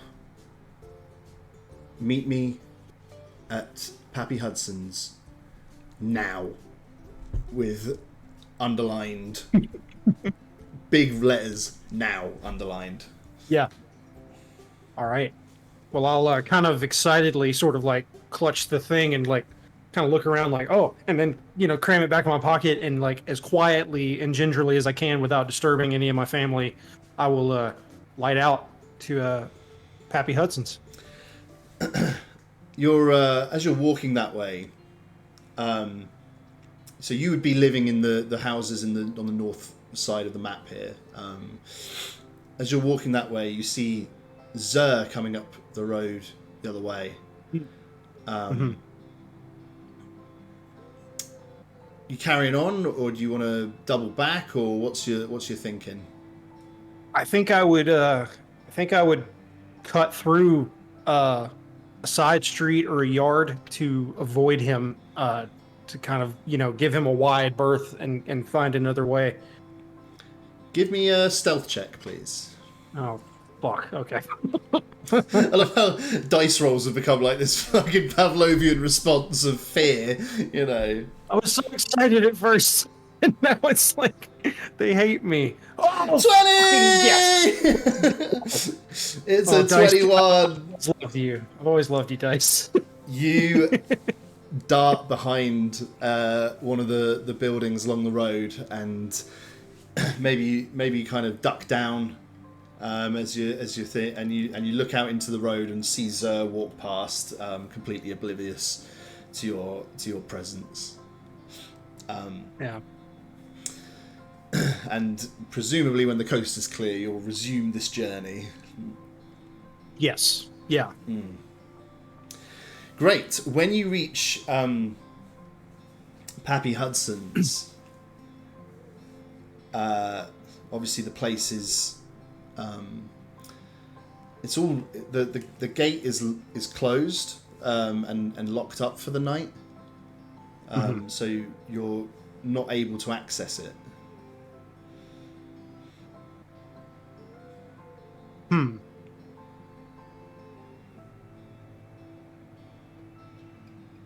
I suppose I would either check. I mean, well, yeah. If she's presumably inside, I think I would try to climb the gate. Cool. Give me athletics check, please. Oh, beans. Okay. What is your athletics actually? I have a -1 to athletics. Oh, you do? I do. It seems. I think because now this is your character sheet for 80-year-old Jeb, right? That we're basically using. I think now this is level 2. Yeah, but it might. That's true. That is true. So I'm going to say, all right, you've got a -1, but you're a lot more sprightly. You're a lot younger. You can roll with advantage. Okay. All right. I feel like this is not the first time Jeb has scrambled over this gate. Yeah. That's the stuff. Yes, that will work. All right.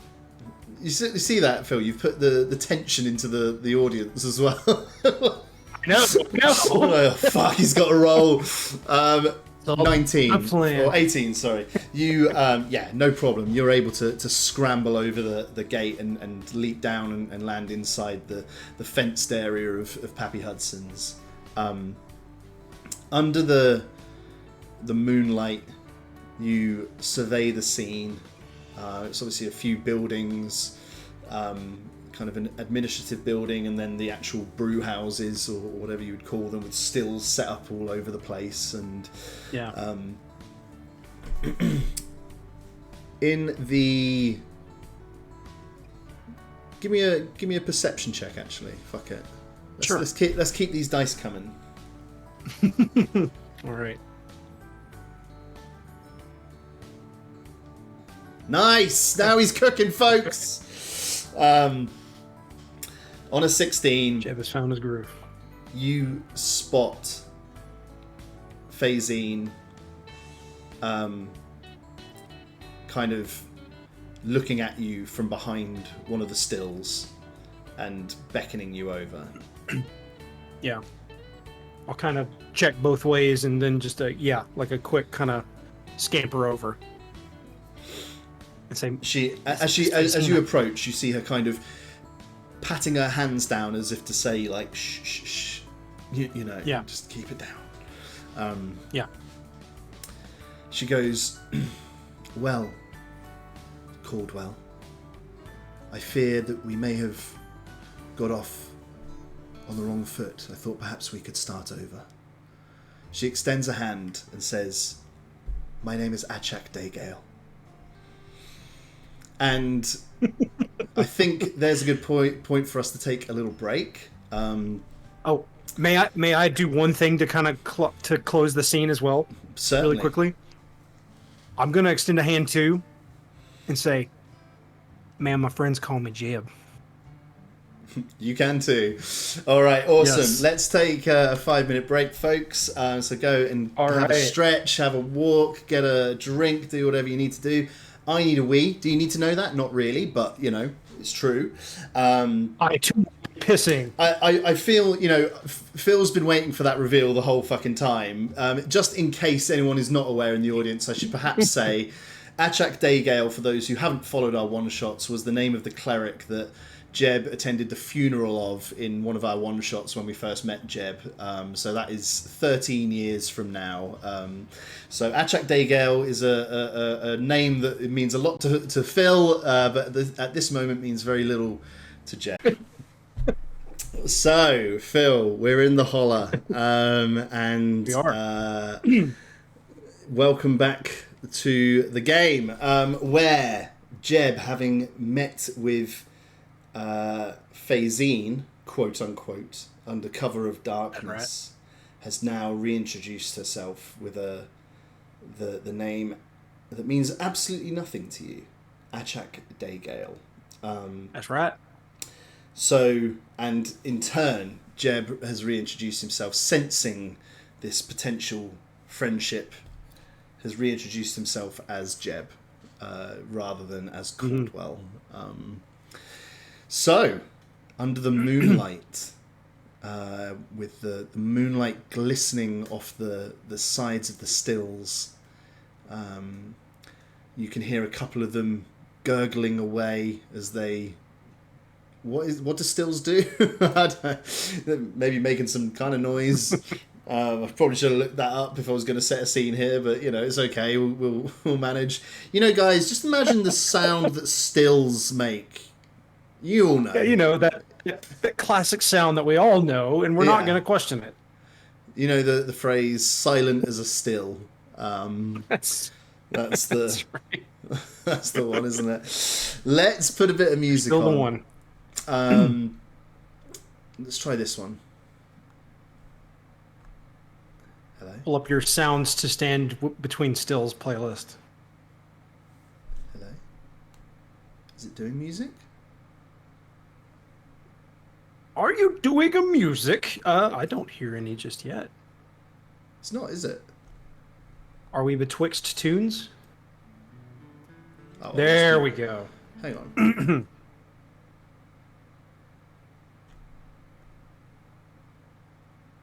That's really weird. I'm sure I've used this one before. Let's try... No, I want to create a slightly different mood. Let's try this. Well, that might be... That is pretty tense. We'll give it a go. All right. Good. So, you meet in the moonlight with Achak Daygale. She says, all right, I think the time has come for us to speak more freely. She says, I know you have no reason to trust me, but perhaps there is something I can tell you that will help. She says, I believe of a friend of yours. Is that right? She says, I assume you know the name Cooter Tinsley. At that, I'll bow my head kind of in reverence. And actually, I will take the hat that I'm wearing off and say, yes, ma'am, he was near and dear to me.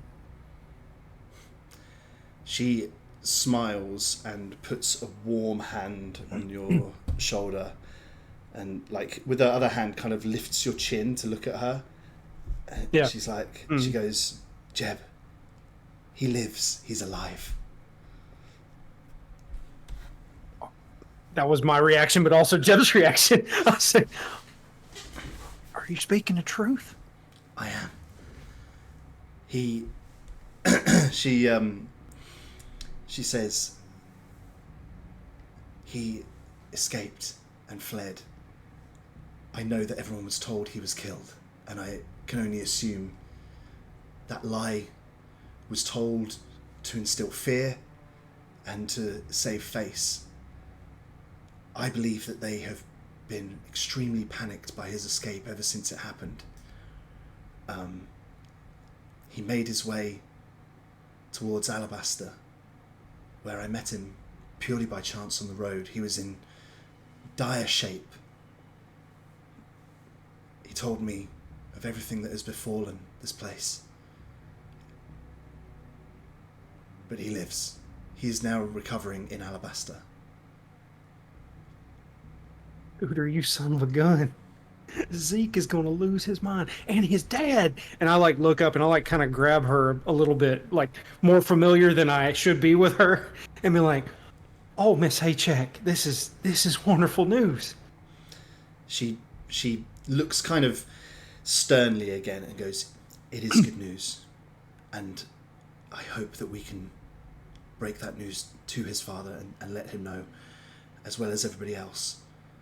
But before we can, there is much that we must do." Yes, she says, I'll help with anything I can. she goes, "Tell me about the bugbears. Tell me where do they make their homes? Where are they? How many of them are there?" Yeah, and I would relay. I mean, Jeb would definitely know. You would know that the population of the rat folk population of the Holler is about 400, and there are about 80 bugbears, but of course they are bigger, stronger, and many of them, in fact all of them, carry weapons. So that's the Right. issue. You've got the numbers, but not the strength and really the will. I think we've already explored that a lot of the population of the Holler are a lot more risk averse than you, and are too scared really to do anything. She goes, so yeah, having relayed that information, she's like, "It's not great, honestly, but the Holler is so remote. I could make the case I could leave and ask Alabaster or perhaps the elves in Valarian to try and help, but they have their own problems. I don't know how soon they would be able to spare a force to come and try and liberate this place. I fear that this must be your fight." Yeah, and I think Jeb would take this on the chin a bit, like, because, like the outside help would be wonderful, but it's just like the reality of the situation kind of sets on him for a second. And he says, "I think you might be right, man, but I've been waiting on the right moment. And there's rumblings, there's folks here that are tired of this as I am. They just need the boost to do something about it, to get out from under this. I think people knowing Cooter's alive would be just that thing." She nods and says, "I think we may need to create the right moment, Jeb." "What do you need me to do?"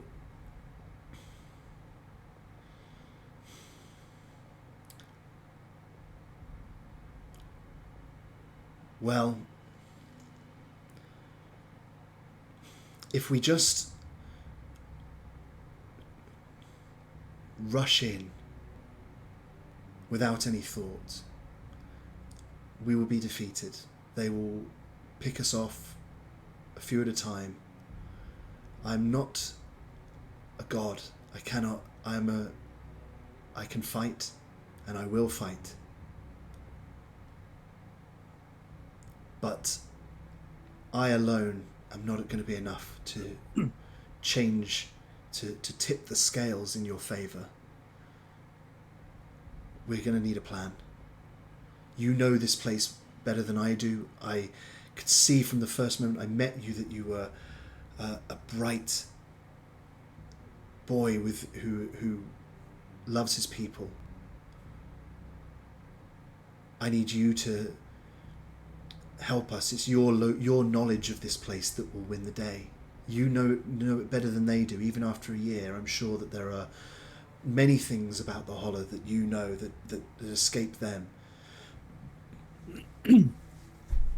She says, "How do you think we could best defeat them and tip the scales in our favour?" There's an open question for you. There is an open question, and the gears are spinning. Let me ask you this, Martin, and this would be something I think Jeb would know, but Philip doesn't know. Um, how how is the Tormist acquisition taken care of? Do they come and load carts to barrels and take it to their camp for holding? Um, I is rather it like suspect that they would expect you to deliver it to them. The amount. So yeah, and perhaps I should go into a mhm, little bit more detail about what the arrangement is here. So. Yes, they would deal with export because they wouldn't trust the rat folk to leave the holler. So any right? deliveries that are being made outside of the holler, they would take care of. You would load it up onto a cart for them to then arrange the transportation of. Um, the they of course have their fair share as well. You're not allowed it anymore. The Happy Flea doesn't carry Tormist anymore, but they love it from the first moment they arrived and first tasted it, which was given generously to them. They've been obsessed with it. They've ended up turning it into a business, but they also take a fair amount for themselves, and that I suspect you would deliver to their camp on the plateau. Right. Okay. Um, boy, this is an Feel open-ended question. what, and actually, I would say feel free to ask a few questions if you like. Yeah, if you want more information so that we can paint a bit of a picture, then I'm happy to. You know, Achak definitely has some thoughts, but I'm interested in yours first. Yeah. Okay. I feel like Jeb would fall back on some of these like alchemical abominations that these experiments where he's blown up something before, Yeah. he's frozen something by accident. um I'm thinking a big old tormist bomb might be just the thing to blow their camp to smithereens. um but I got to make sure that it can make it in there uh without too much suspicion. And so I'm thinking back also about maybe a distraction at the flea that would like something. The rumblings of a plan are there, and I think that Jeb would probably just sort of like kind of like out loud discuss these things with Yeah. Achak or So you know. you're mulling over the possibility of causing some kind of distraction at the Happy Flea that would perhaps draw some of them away, and simultaneously delivering a Tormist bomb to their camp. Pretty much, yeah, like something that could like level their camp, and if not, take out a bunch of them, run them off, and something that would also spur on an uprising from the population that would be like that they could rally around and just just run them out of town is Achak Jeb's looks general idea. Achak looks thrilled, and is like she kind of laughs and goes, "It's been a few years since I've had a rumble as fun as that sounds." She goes, "How would you ignite the Tormist? I assume it is on its own kind of explosive in large quantities." Yes, ma'am. It's pretty strong. I reckon we would need to get it in there, and maybe just something over their wall or something in that we could set alight and send it blasting away. Do you know of any magic casters in the holler? You think to yourself, you know most of the people, everyone in the town really. It's a small community, Mhm. and actually, Archie, the steward of the Happy Flea, you seem to recall he's never really taken up his role, but actually, you have seen him uh, do some magical cantrips and things like that in your youth. He used to put on little shows for the kids in the holler, Yeah. little light shows, a bit like a Gandalf fireworks show, I guess, in that kind of vein. Yeah.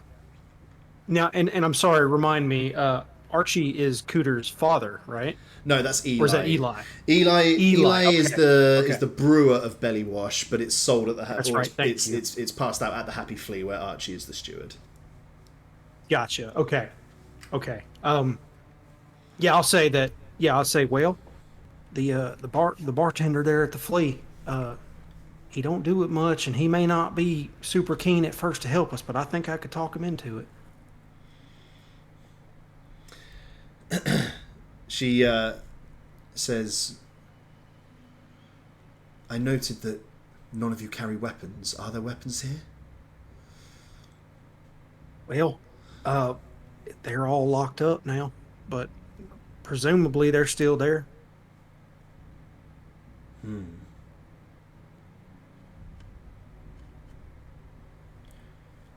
We're pretty resilient people now. You give us a rock or a stick, we can be a little scrappy, but it sure would be nice to be able to get in there and get our weapons back.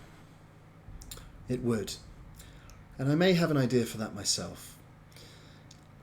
She says, tomorrow, Jeb, I want you to spend the day talking to people, obviously as discreetly as you can. I want you to tell them that when they hear, well, the signal will be a loud explosion. Tell them they need to be ready. When they hear that sound, they must be ready and prepared to fight. Can you do that for me? I sure can, ma'am. Yes, everything. I will. I'll spread the word. Very good then. And Jeb is Um, excited. He's kind of like bouncing where he stands a little bit. Like this she is what he's said, been waiting for. she says, I will meet you after the working day, same place, at the same table at the flea. All right? I'll see you there. I'll be there. Take care. Good night, Jeb. She flies up into the air and begins to fly across town to her lodgings for the night. You see her silhouetted against the moon as she flies off into the distance. And Jeb will you, watch her go. Oh, Jeb will watch her go, and he'll say, he'll go, "Ain't you something?" there you go. Um, and you, Caldwell, Jebediah, Bilius, Persephone, Prin, had better get yourself to bed. Yeah, I will try to sleep. It's going to be very hard. I bet. Um, Yeah. I'm not gonna. I'm gonna skip ahead to.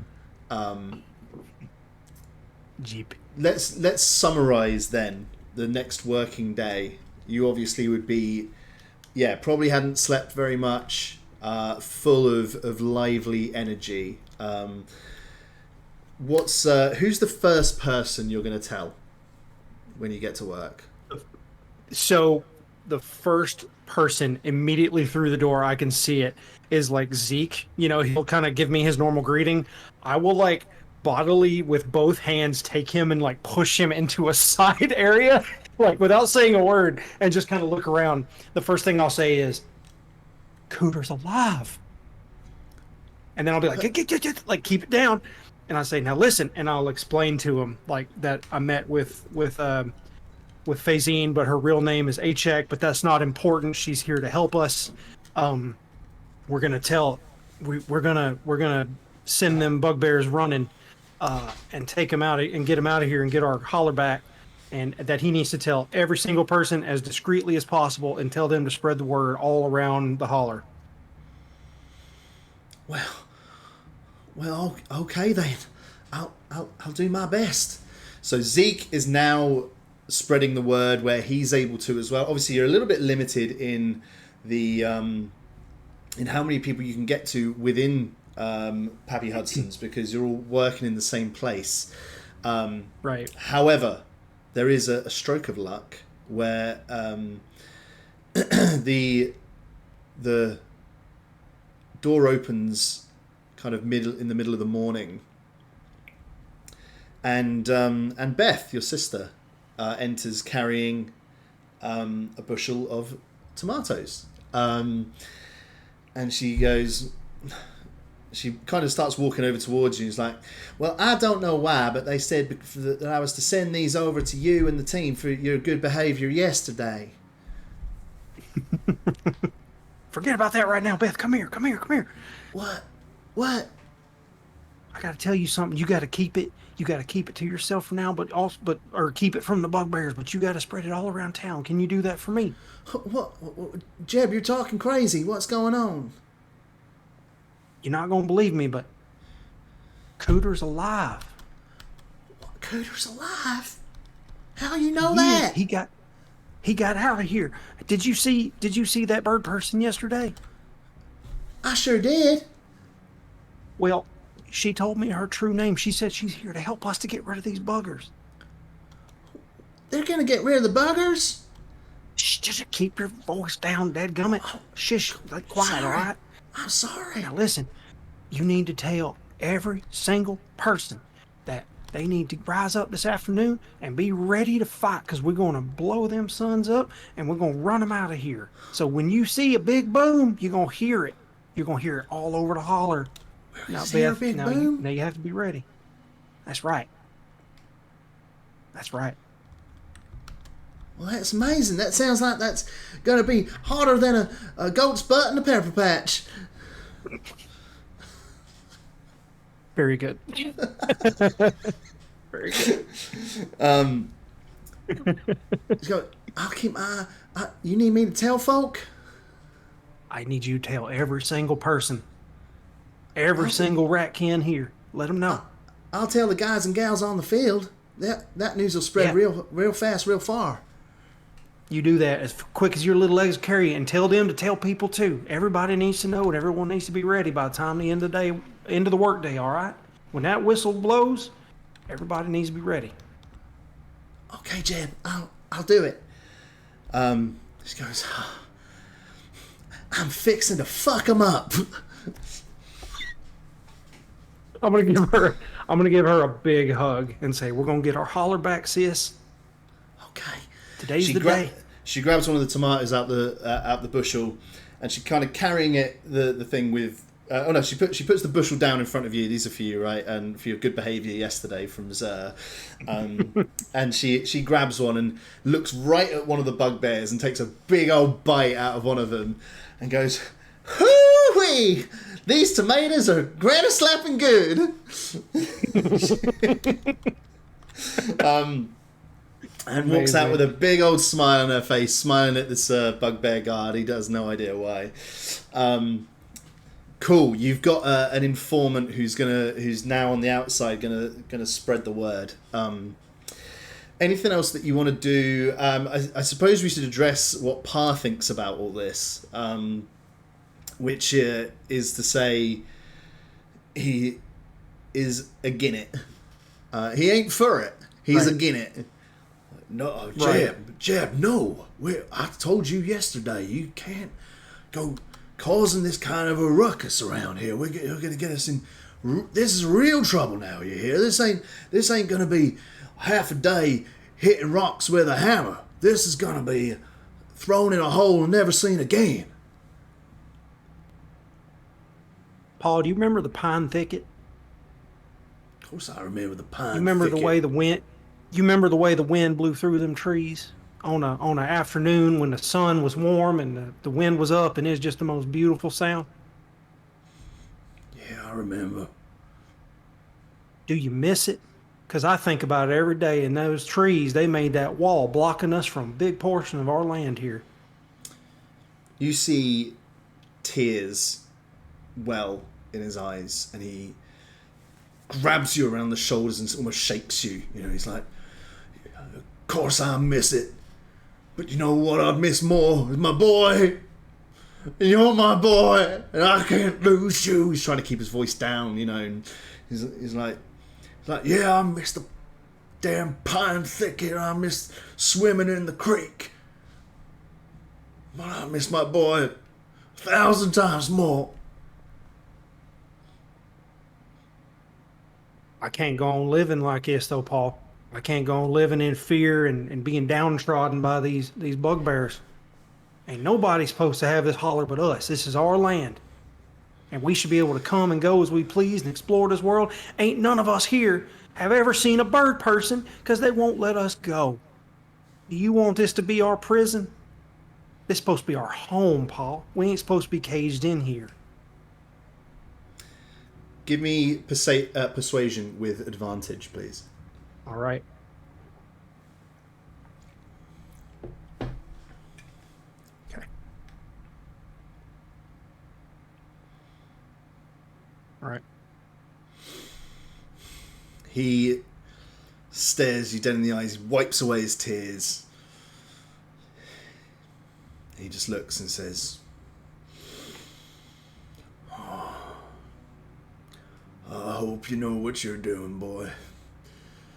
Or it's going to be the end of all of us. We got a fighting chance. We got somebody willing to fight for us. And Paul Cooter's alive. He risked his life to get out of here and spread the word, and it worked. We can't let that. He nearly died, but he was saved, and bless him, he was able to get it out to A-Chat. Oh. We can't let that be in vain, Paul. And it's worth fighting for. What we have here, this land, it's worth fighting for. We can run him out of here. I always knew you was stubborn as an ox. You must have got that from your mother. The apple don't fall far, you know that. All right, boy. When the time comes, I'll be with you. Now go on, get back to work. We got work to do. Come on. Yes, sir. Yes, sir. Yeah, and I will. He kind of raises his voice and goes, so that's how you got to be careful with how much water you're using. You don't want to overdo it on that, or it makes it too weak, son. You understand? Oh, of course, Paul, of course. And I'll take out a little note and just like scrawl nothing and put it back in my pocket like I've taken some notes. He goes, just before he goes, so what about this bomb? How are we going to manage that? Well, let's just say we're going to be going short of tour mist for a little while. You But know, it'll be worth it. All right. Well, I'll make sure there's as big a delivery as we can manage. Take it up to them. They're so greedy they'll never notice that it's 3 times as much as we normally send them. I'll get the car Them prepared. dumbasses will probably be thrilled. We doing this tonight, son? We're doing this tonight, Paul. It's now or never. All right. Let's get to work.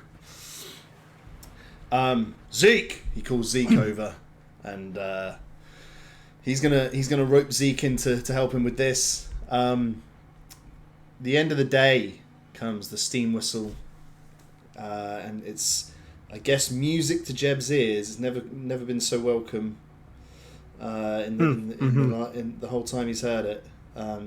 It's quitting time. Yeah. And anything you want to do before you go to the flea? I think knowing what's coming, I'll kind of just, it's a little more of a like go around to everybody, like everybody knows at this point, clasp shoulders, clasp hands, give hugs, and so this is when you get to the flea and go in, people are kind of side-eyeing at you, and you get a couple of significant glances from people, just like scared but kind of nodding, yeah. And Jeb will do his best to still be like, "Evening, y'all. How we doing? Good to see you." Just trying to carry on like he normally would, but to kind of let everyone know, like, be cool. Yeah, chill. Yeah. Yeah. The only person who looks rather agitated as you enter is Archie. He pours out a belly wash for you as normal and slides it nervously across the counter to you. he goes, good evening, good evening, Mr. Jeb. You know, your sister dropped by a little while ago. Is that right? He leans in and drops his What voice. old Beth have to say? He just drops his voice to a really low whisper. He's like, I don't know about this, Mr. Jeb. I don't think I can do it. I don't know. Archie, you can do this.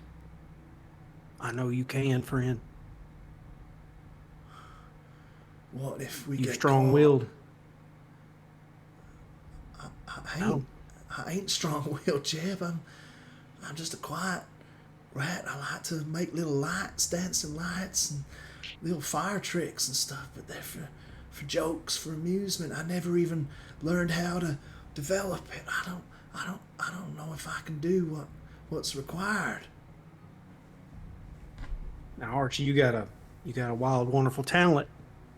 But I'll tell you what, it's them keeping you from doing it, from exploring it, from being your true self. You sitting behind this bar day in, day out, serving this hogwash, belly wash, whatever you call it.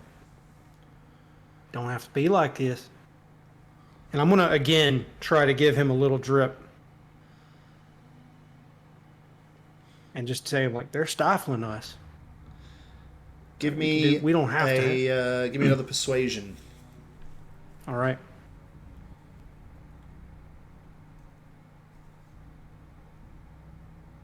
God dang it. Oh, fuck. Horrible timing dice. Archie, more forcefully than yesterday, pushes the cup back towards you. He's like, I told you yesterday, no. I can't. I'm sorry, Jeb. I'm too scared. I'm sorry. I got to go. He turns to someone else who's coming into the the flea and pours out another cup of belly wash. Achak is at the table though, waiting. So she's there.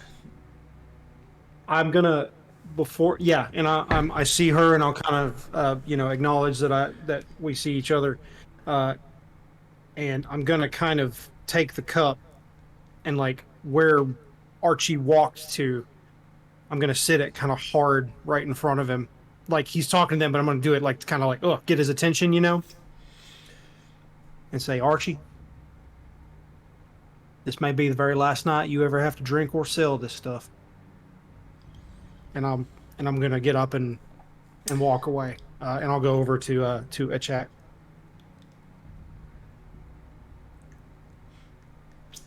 Just give me a second. Just debating Sure. something. I'm just debating something in my mind.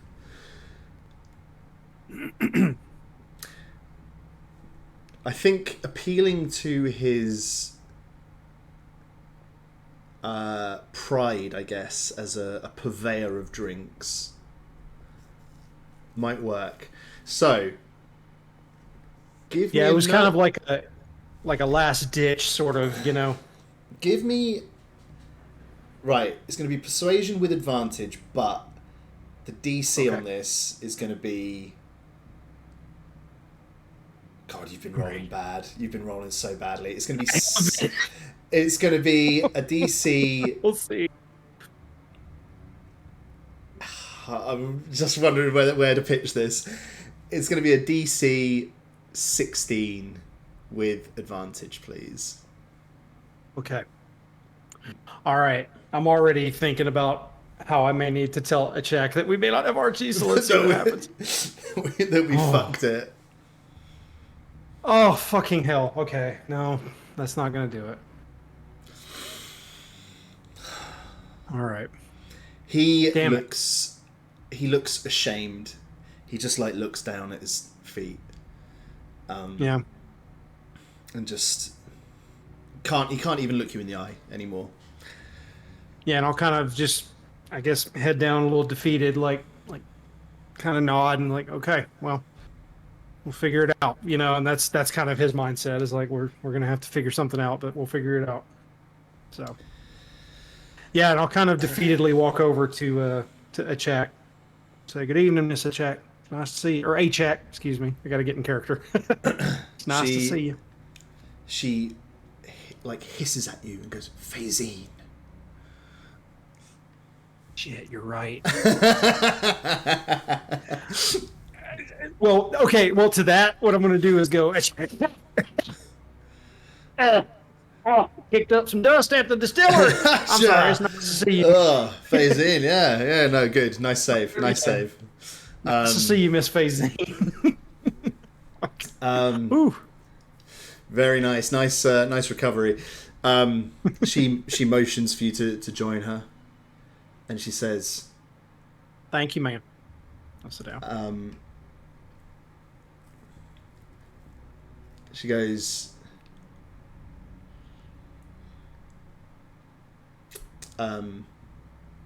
so, where are we? How are we looking? Well, I'm gonna kind of look around and see like who's around and who's. I'm assuming there are some bugbears in and around. There always are. There's two bugbears in there. That seems to be a constant posting. Yeah, but they're just about out of earshot as long as you're not yelling. Okay, yeah, and I'll kind of like being a little cryptic, but to where she'll get my point, right? I'll say, well, seems like we got a good accord, got a consensus, and a really good day of product at the distillery. We did have an issue with a torch, with a burner on one of our stills that we may have to figure out how to fix, but I reckon we can come up with something. Nice. Give a little wink. Nice. She goes, Well, I suppose they operate I noticed last night that they tend to sit around a campfire up there anyway. We could perhaps use that as our ignition. Yeah, I reckon that's a good idea. Because fixing that burner. I mean, I think just a bit of wood from a fire would probably do the job pretty good. And it don't take much but a spark to get the process started. Like it'll even run. I've seen it run down a trail of it out of a leaky bottle. Another wink. She lowers her voice and she says, Jeb, you know much better than me what the best way to achieve this is. If you think we should set effectively a fuse and run it that way, we can.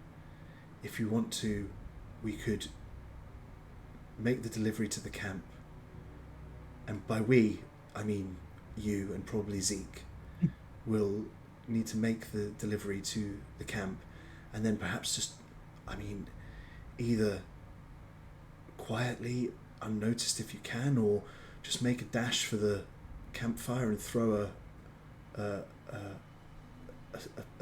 burning stick into the cart. Before we make that decision, we have to decide about these weapon stores.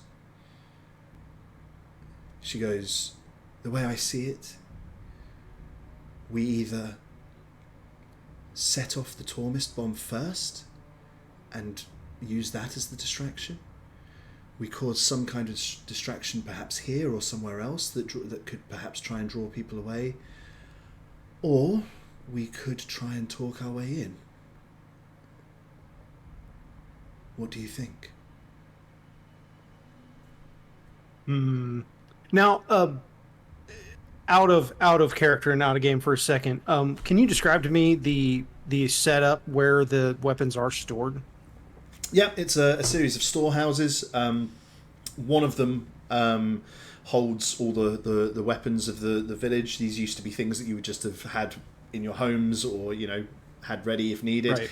They're simple. They're just, it's not a place that came under attack. So it's mostly just like small hand axes and short swords. you would know which one they're held in, I think, because all of you have to make deliveries to those storehouses. That's where Beth would have been going with the tomatoes yesterday, to one of the other storehouses that would have held vegetables and stuff. Then you've got this kind of makeshift fence that's perhaps like 6 feet tall surrounding it. There are two entrances. One is the kind of main one that you can see going in from the main road in the middle, and then you've got a back entrance, still guarded on the kind of south side of it. So Okay. that's that, and then you would have a couple of guards stationed at each of those gates. Okay. All right. So yeah, I reckon with an explosion like that, it's going to have every single bugbear guard trying to find out what happened, which would leave a wide opening for us to get in them storehouses. Yes. And I think leading all them there and then routing them out be the way to go.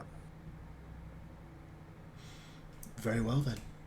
The sun has set. It is now, the evening. It's kind of probably like 8 p.m. She looks and says, I will not be able to reveal myself until things have developed. But I will be there by your side. I'm ready when you are. Thank you, ma'am. We're going to get our shipment going here in just a little while, and we'll be ready. She raises her voice and says, well, I wish you a pleasant evening. Good night. And she stands and walks up and exits the happy flea. And you, Miss Fazine? I'll just kind of, She looks at you and lightly, like gives you an expression like, yes, well done. You're learning. I remembered your name. Very good.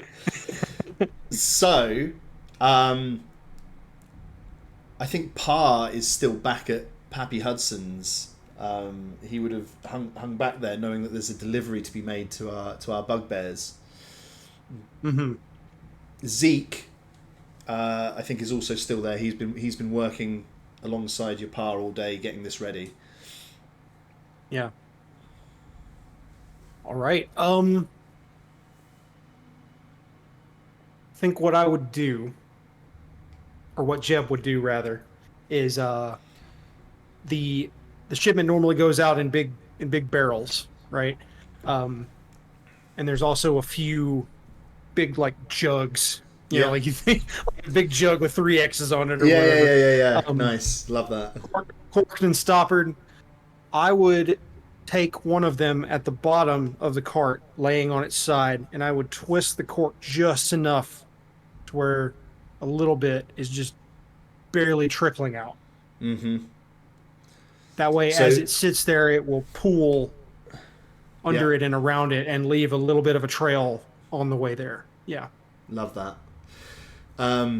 Awesome. So you I guess are going back to Pappy Hudson's to go and get this thing, right? So right. So yeah, you find when you reach Pappy Hudson's, it's it's getting to the point where they're about to close things up for the evening, and all they've got to do is make this their normal delivery up to the bugbear camp. Your Pa and Zeke are there, and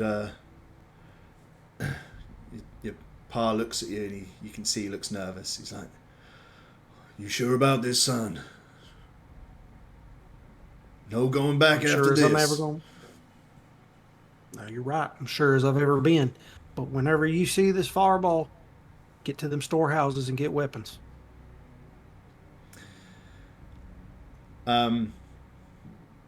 Zeke is there. He's like, "You want me to come with you?"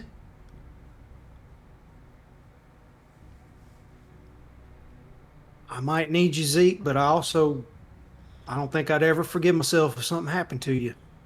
Oh, that's... But you my best friend in this world. Don't you worry about that for even a second. Of course I'll be there with you. That's half what I expected. I think you probably go whether I said yes or no. You have to tie me up to stop me. And the Pa's like, what about me, son? You want me to come as well? Paul, you keep an eye on the rest of the holler. Help them out. All right, son. I'll do my best. Cool. So you and Zeke pushing this cart, which, as you say, is kind of dribbling out a trail of Tormist. Have you got a thought process on where you're going to try and ignite this? Like, how far away? What's your thought process here? And how do you think you're going to do this? So, looking at their bugbear camp, there's that kind of northwestern side there, which is like a ring of buildings, it looks like, and a fire. Yeah, it's tents, actually. It's big tents. Yeah, okay, tents, right. And then on the other side of their boundary, that, what is that? That kind of snaking along structure? Is that a wall or is that some kind of divider? The dark shade is just to show you where the level rises. It's because this is like a plateau that is higher up than the rest of the town. So you're going to go kind of uphill, uphill slightly, and then it plateaus out, and that's where they've made their camp. So that's just to show that that's kind of where that ground rises. Okay. Well, let me ask you this, because I wonder if a delivery is sat where it normally wouldn't, if that would draw a lot of suspicion.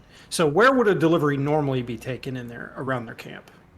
I think they would normally ask you to bring it as close to the campfire as possible, because that's where they're going to be doing their drinking. Oh, well, then problem solved. Good. So you're going to push this thing up towards the camp, yeah?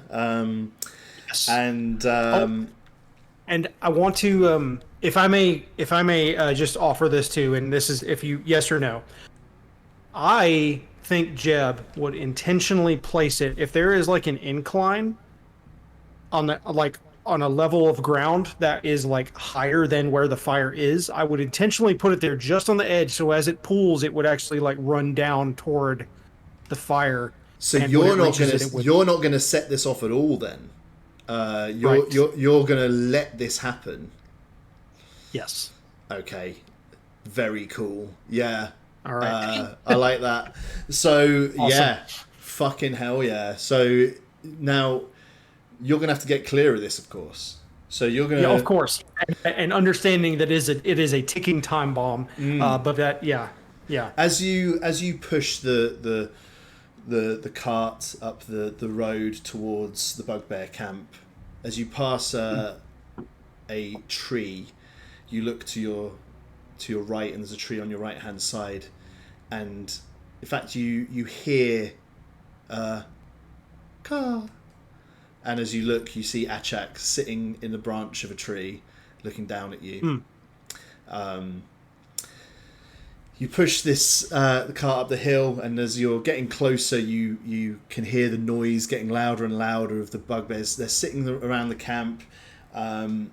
They may have already had a couple of belly washes to get them going. They're singing a song in bugbear language that you don't understand. You know that the sound of it is hideous. They are terrible singers. There appears to be no tune discernible to this thing. And to drown it, I'm whistling "God Bless Them" to myself. Yeah. As you're pushing up the hill, you see Zer coming the other way, and he goes, "Well, it's about time. Come on, hurry up." Oh, yes, sir. Pardon me. As you can see, we had a bumper crop today. We were busy. It took a little longer to get it here. I apologize.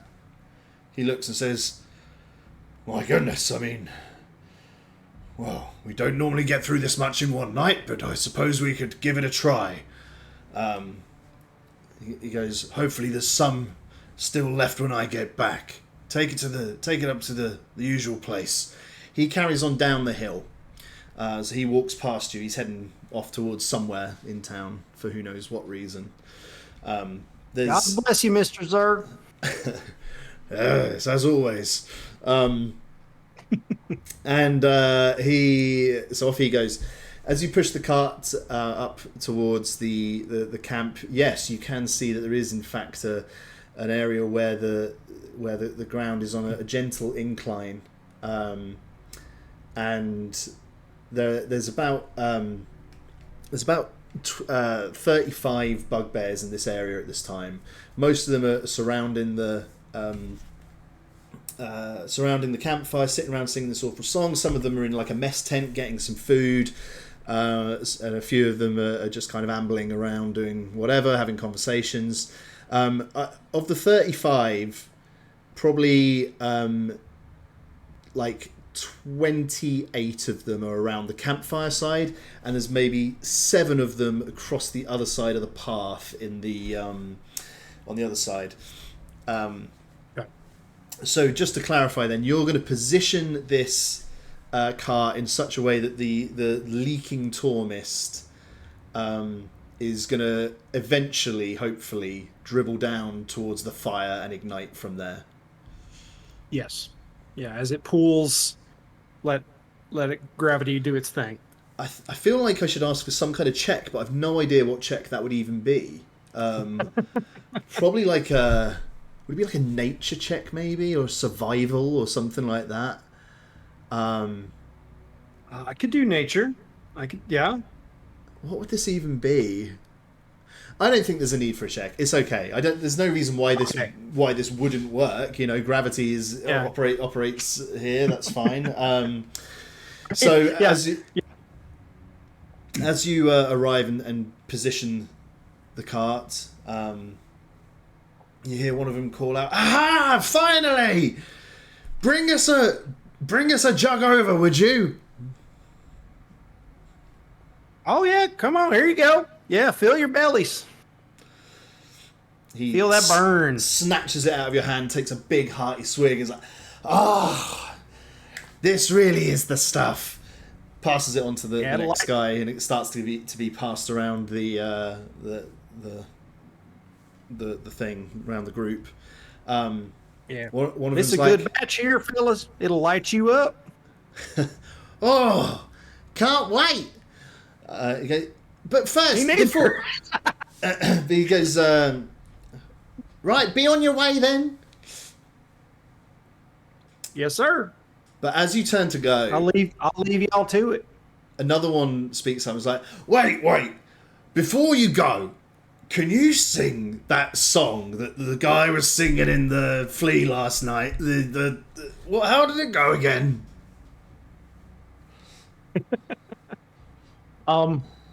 Yeah, I'll start singing it a little bit faster tempo than normal. And they all start clapping along. Bless their hearts, the bugbears. That was really good. I'll kind of end it abruptly, like a little shorter than it would be, just kind of with a laugh, and be like, "You fellers have yourselves a great night, all right?" But you know what? It's the third verse I really like. Could you just sing that through the second and the third verse? Oh, I wish I could remember it right now. It is a good one. We like it too. Give me a deception roll. For sure. Phil, make it good, for fuck's sake. Oh, I know. I'm going to get exploded. Let's go. No. He goes... Not great. Oh, I thought everybody in town knew the words to that one. You really are useless, aren't you? I guess I am. That's why I just pushed the cart. Well, you've done enough pushing for today. Get out of here. Yes, sir. Enjoy. You and Zeke head down the hill, and Achak is still sitting in the tree, and she gives you a a thumbs up with her eyebrows raised, as in, yes? Yeah, and I just nod kind of surreptitiously and keep on. Yeah.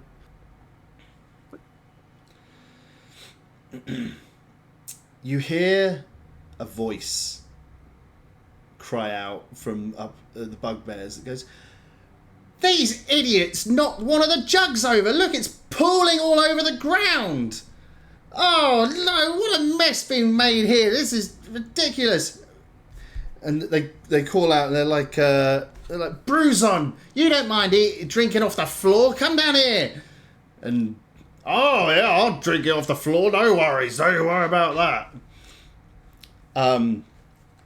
Achak kind of clasps her hand to her forehead and is just,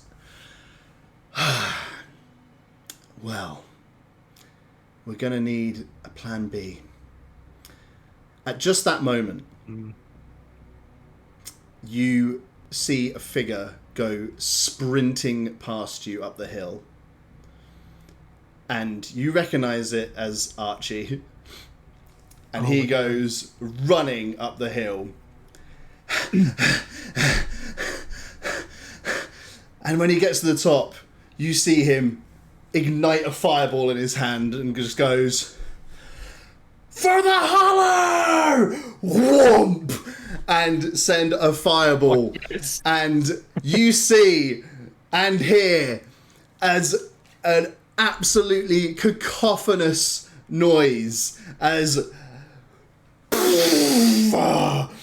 this cart of hang on, I need some fucking music. Where's my music gone? Yeah. May I give this a little bit of color as well? Literally, Please. Martin. This fire is like bright, high-vis green and electric blue. Like, it is so vivid, and like coming off of it are like bursts of almost like firework bursts of colors. It's like the most violent, hyper colorful explosion. Like, it looks crazy. Love it. You watch as this green and blue fireball rips through the sky and collides with the Tormist cart. Ba-boom! It blows up. There are secondary explosions. A couple of jugs that people were hanging on to explode in their hands from the force of it. And you see from your vantage point, which is perhaps like 50, 60 feet away, you see bugbears go flying through the air.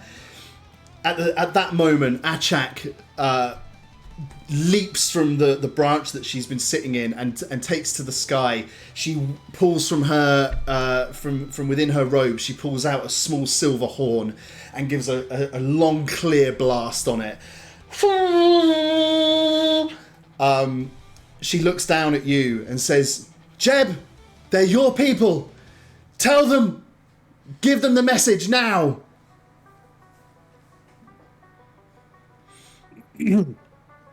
Oh, wait. I'm sorry. Caught up in the moment. I was picturing it. Yeah. I'll be like, yeah. Gather the weapons. We gotta defend the Holler. Get them buggers out of here. You watch as, you know, like when rats are fleeing in a sinking ship and you see them all running up like a fucking corridor together? Yes. The streets, every building empties and you see 250 rats come flying out of buildings, and they are all heading towards the scratching post. The two guards on the gate look fucking petrified as they begin to run. You see one guard from the scratching post run up the path towards the camp, and behind him, coming out of the scratching post area, is Zer. Zer and this other bugbear come charging up the hill, and one of them is coming charging down the hill from the camp, seemingly escaped the explosion. Was probably one of the ones on the other side. You see that the couple of the others that were on far enough away from the explosion, you you see them run across to the where the fire is to see what the hell's going on and try and rescue them. So you've got one bugbear coming down the hill, two coming towards you. You're at one of those trees in the middle. Phil, can you please roll initiative, please? Yes, I can. Gladly. I am going to do some rolling as well. This is for the bugbears. That's a 5. 11. Okay. Here's one for Achak. Oh, it was almost a 20! It's a 6. I'm just trying to think if there's anyone else I need to do. I need to do Zer on his own as well. 19. So Zer's going to be first in the initiative. Then it's going to be Jeb. Then it's going to be Achak. And then it's going to be... I need to roll for Zeke. Shit. 5 as well. Dog shit rolls all over. So let me just do my initiative, which is going to be Zer, Jeb, Achak, Zeke, bugbears. Right. Cool. So let me set the scene for you. This is all going to be done in theatre of the mind. I don't have a combat map. Zer and one other bugbear to your north are now about 20 feet away. Achak is up in the sky, flying at the moment. You and Zeke are on the ground by this tree, the one nearest that corner, nearest the bugbear camp on that road. And then another kind of 20 feet from you, the other side, you've got a bugbear coming down the hill towards you. Let's fucking do it. Let's go. Zeke is... Zer spots you and goes, "You!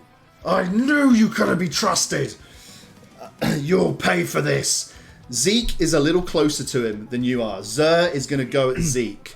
Let's do an attack roll, see what goes down.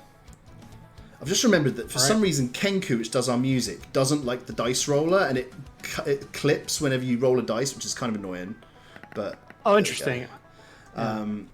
It's a 3. He fucking whiffs. Zer steps forward to Zeke, takes a swing with he has blade drawn, and fucking swings. But catches nothing but air. Now, I've got to ask you something, Jeb. You and Zeke have got no weapons. What are you going to do here? That's a good question. Yeah, because the way I normally think about... I haven't mentioned it either, but yeah, the way I normally think about Jeb is he carries like a quarterstaff, but that would be him as an older rat, not really now. So yeah, improvised weapon, stick, rock... something I can grab. You can absolutely snap a thin branch off this tree and create an improvised weapon. Actually, okay, I'll do that. It's your action, sir. What about your what cantrips or whatever does Jeb have? I forget. So cantrips wise, I have firebolt, I have poison spray, and I have thunderclap. I suggest I've got some cantrips. I suggest for the sake of narrative, you don't have firebolt because otherwise you could have set that thing off yourself, couldn't you? And spared poor Archie. Yeah, right. But I don't mind at all if you are carrying a couple of flasks of, you knew you were probably going to be in a scrape tonight. We know that you've whipped up your own experimental things on at Pappy Hudson, so I don't mind at all if you've got what were the other ones? Poison spray and thunderclap. There you go. You've got both of those. All right. I think that I would. I'm just quickly looking and seeing what makes the most sense here.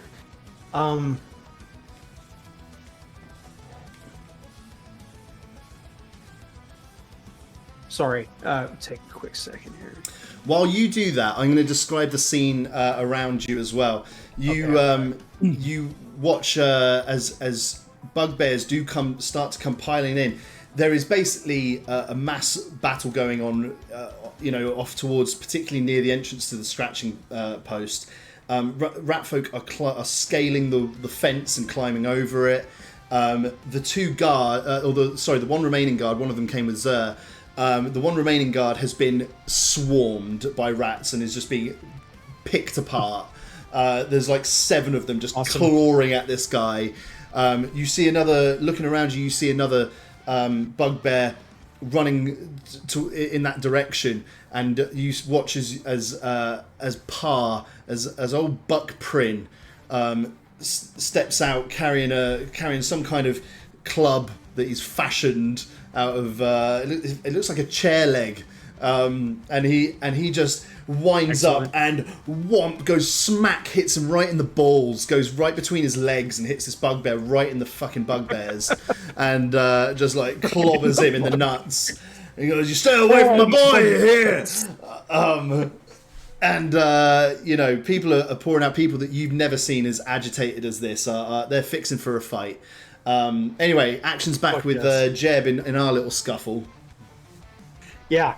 So yeah, I'm gonna just like fumbling for one of my flasks, and I'll say, "I've been meaning to try this," and I'm gonna pop the stopper off of it and take a quick swig of it, and then just like spray, like love it, like just spit it back out in a poison spray directly at Zur.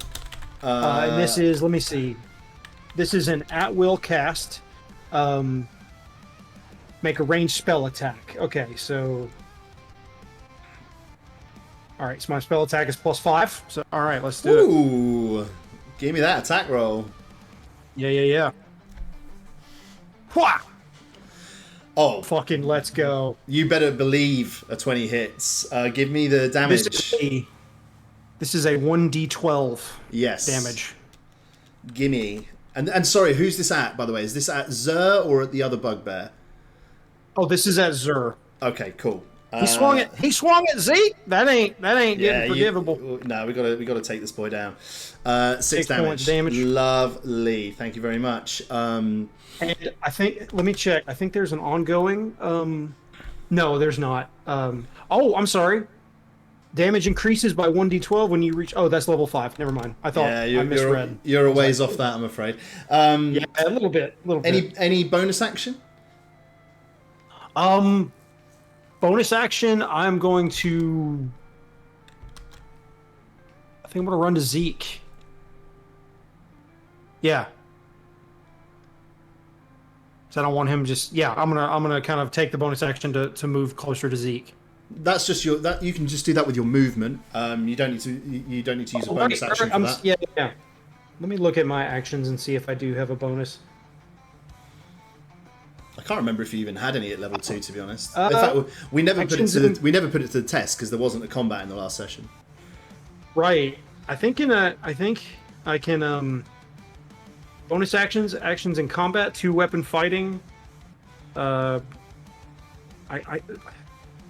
trying to understand if this means that I can, and if there's anybody like Manny, you may know better than me about this, honestly, but would that mean that I could like smack Zur with the stick that I'm carrying as like a bonus attack? I think that would only be if you need to use a weapon attack. It'd be if you've got like 2 weapons in your hands and you do like a 1-2. Oh, you know? Right. You're right. So yeah, no dice on that one, I'm afraid.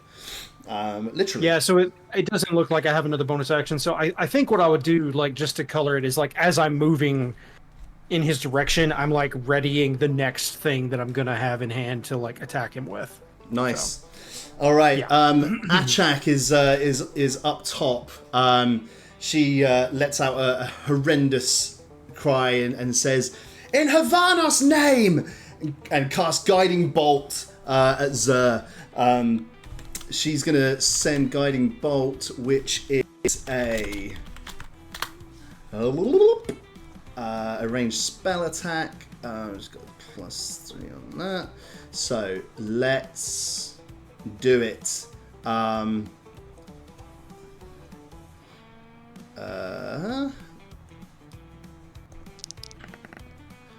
14 doesn't hit. Shit. Achak misses with Guiding Bolt. She gets that trajectory wrong. Zur manages to evade the attack as this blinding shot of radiant light flies through the night sky and crashes into the ground. Misses. Next up on the thing is Zeke. it's just going to be an unarmed strike. He stood right in front of Zer, who tried to take a swing, and it's going to be just a fucking punch. So an unarmed strike is bludgeoning damage equal to 1 plus your strength modifier. God damn, that sucks. Let's give that a roll. It's 1d4 plus. Oh no, sorry, folks.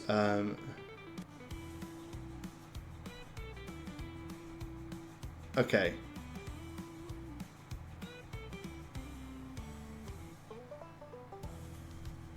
Okay. Zeke is scared. He is. You can kind of hyperventilating. And he's like, but he nevertheless he vowed to be by your side no matter what. And he steps forward to Zer, who is, you know, going on double his height, and takes a swing. Let's do an attack roll and see how we get on. All right. So he whiff. He misses big. Right. The second bugbear that's with Zer. He is going to come for Zeke as well, who is still marginally closer. Let's give it a roll. 14 is going to hit. And it's going to be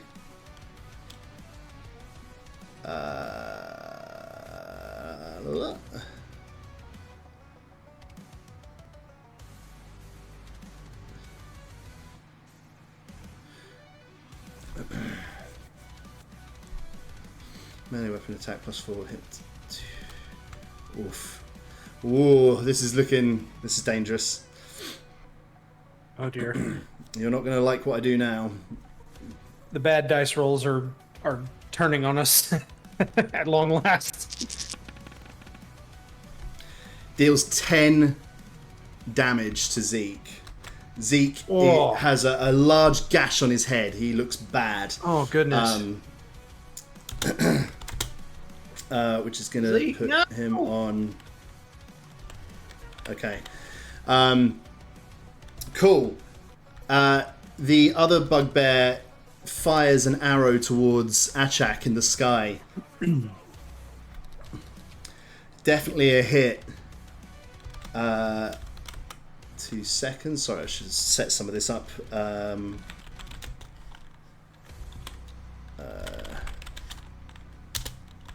Beforehand. This will be a lot quicker in round 2, folks, I assure you. You know what? We'll eyeball it. It's going to be a...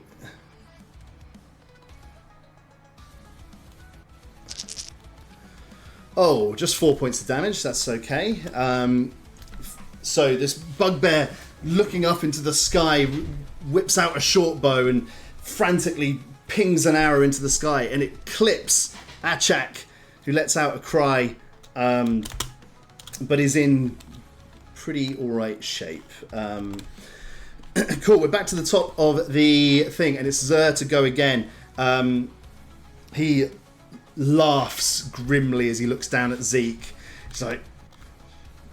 He's like, you made a big mistake, boy. He whips out, he draws back with his sword, prepares to swing. He goes, I don't miss twice. And he's right. He doesn't miss twice. Oh, goodness.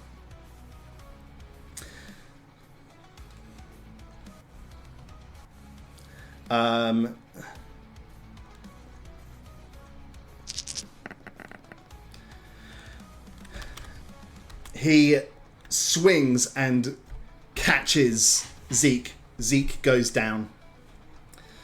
Oh my goodness. Okay. Oof. Zer stands over him laughing. Ha ha ha! Do your worst! Jeb, you're up. Okay. Man, Zeke being down would be devastating for Jeb. But I got to deal with these two bugbears that are right here in front of me.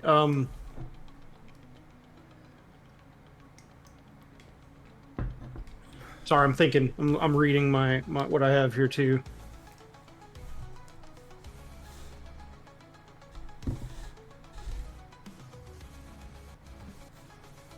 Thank you for patience. Let me see. While you're looking at that, let me describe how things are progressing elsewhere. The Ratkin have broken into the scratching post, and all of a sudden you see rat folk running back out, carrying weapons, carrying short swords. One of them calls out to you, "Jeb!" And you look over, and it's little Beth. Beth carrying a short sword in one hand and a little hand axe in the other, and she goes, "Catch!" Very stupidly throws a fucking sword in your direction.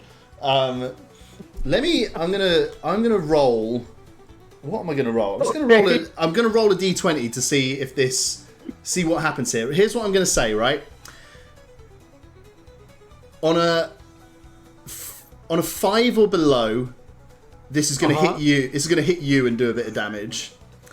On a 5 to 10, it's going to land in the ground, somewhat close to you, about 10 feet from you.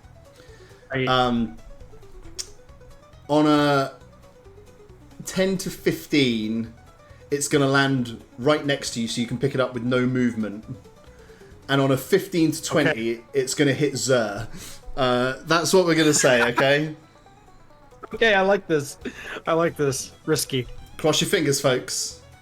Foxy, what the fuck, Martin? What's going on with my dice roller? Oh, my days. Oh, here it comes. Ah, it's an 11. What a fucking anticlimax. She hurls this sword through the air, and it lands in the, blade down in the ground right next to you. So you've got the option, if you want it, now to pick up a weapon as well. Yeah, I definitely will. I'll pull that up, and in the other hand, I'm gonna grab another. The thing that I readied it's Thunderclap. So, and you create a burst of thunderous sound that can be heard up to 100 feet away. Each creature within range other than you must succeed on a con saving throw or take 1d6 thunder damage. So that'll be Zer and the other bugbear, is that right? Yes, although what's the range on it? The range is 5 feet, so it's not a huge area. Oh, I think you could move to a position where you would only affect Zer and the other bugbear, yeah. Okay, that's what I'll do then. I'll do kind of a move action to do just a quick back step. And as I'm in that step, I'm going to whip it forward. So I'm making the distance and then putting it out there. Cool. Give me whatever. Let's take. So did you say it was a saving throw, that one? Yes, this one is a con saving throw on the save is a DC 13. DC 13, okay. Right. Zer has got a +1 to... This is a con save, you said? Right, yeah. He makes a save. The other one... okay. Also makes the save. Give me the damage. Damn. Okay, well, there's no half damage. So if they make the save, they don't take any damage at all. Is it not? They would normally take half damage on a success. Right. Well, It says create a burst of thunderous sound that can be heard up to 100 feet away. Each creature within range other than you. Right. Thunderclap. They must succeed on a con saving throw or take 1d6. Yeah, it doesn't say anything about half damage on this one. Oh, you're right. I guess because it's only a cantrip. No. So hold on a second. Each must make a Constitution saving throw. On a failed save... Oh, yeah, okay, fine, yeah, you're right. Okay, my bad. Yeah, all right. Unfortunately. So it's a miss. Okay. things are looking a little bleak. Yeah, they are. And the good thing though is that within 100 feet of here, so like maybe to draw some attention to this area, there would be like a loud like of thunder that would sound out. Yeah, nice. People do hear it. And indeed, Achak gives another blow on her horn as well, to try and attract attention to your area. Yeah. Let me. She is going to wind up with guiding bolt again, and same as before, he's going to aim it at Zer. Oh man, it's a crit fail. She fucking misses. Damn it. 1 on the dice. These dice, man. Achak is not pulling her weight whatsoever. So she is she misses. Yeah, she's still up in the air. Zeke is down and cannot do a damn thing.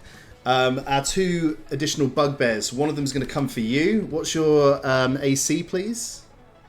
Oh, 13. A 13. He winds up with a sword. Whiff! Misses. Oh, good. Okay. Our other one is going to take another shot at Achak. Misses! Critical fail. They absolutely, completely missed their chance to take advantage of those awful rolls on our part. All of a sudden, ripping through the air, you see a blue and green fireball, and down the hill comes Archie. The steward of the Happy Flea comes running down the hill. Woof! Another fireball rips through the air, and he aims that at the bugbear that he's basically pursued down the hill. The one who was trying to fire arrows at Achak. Let's give this a go. Oh, it's a hit. It's going to be a. We'll say it's that. And does 7 points of damage. That puts them on. Okay, cool. Nice. We're back to the top of the initiative. Archie has now entered the initiative. I should roll for initiative for him. Awesome. 16. He goes to the top, but that was his turn in that case. So he goes. I think. What was? I can't remember now. 16 as well, I think. Cool. So it's back to Zer, who sees this crazed innkeeper come flying down the hill. Is now distracted, but he turns his attention back to you. Let's give it another go. All right. Oh, it's 17 on the dice, not a critical hit. But he's going to hit. It's going to be. What's your HP? 17. I could down you in one hit here. It's pretty jeez. it's pretty unlikely. Have to be the max roll to do it. Don't tempt it. 13 though. Oh, okay. Ouch. Do you have any? Oh, mercy. Do you have any healing spells? I can't remember. I have. I do. Let me pull it up here. Yeah, I have Cure Wounds, so I can. On touch, I can do that for myself. Got to be worth thinking about. That's his turn. You are up next in the initiative. Okay. Yeah. As I made that space back, I'm going to keep kind of pulling back a bit to make some. Well, no, he's on me. He swung on me, didn't he? Yeah, he did. Yes. Yeah. He's in melee range for sure. Yeah, you're right. So I. Man, this is tough. Let me see.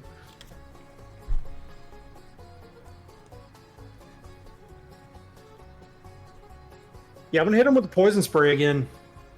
Yeah, cool. Yep, I think I will. And that's a +5 to that hit. So let's give it a shot.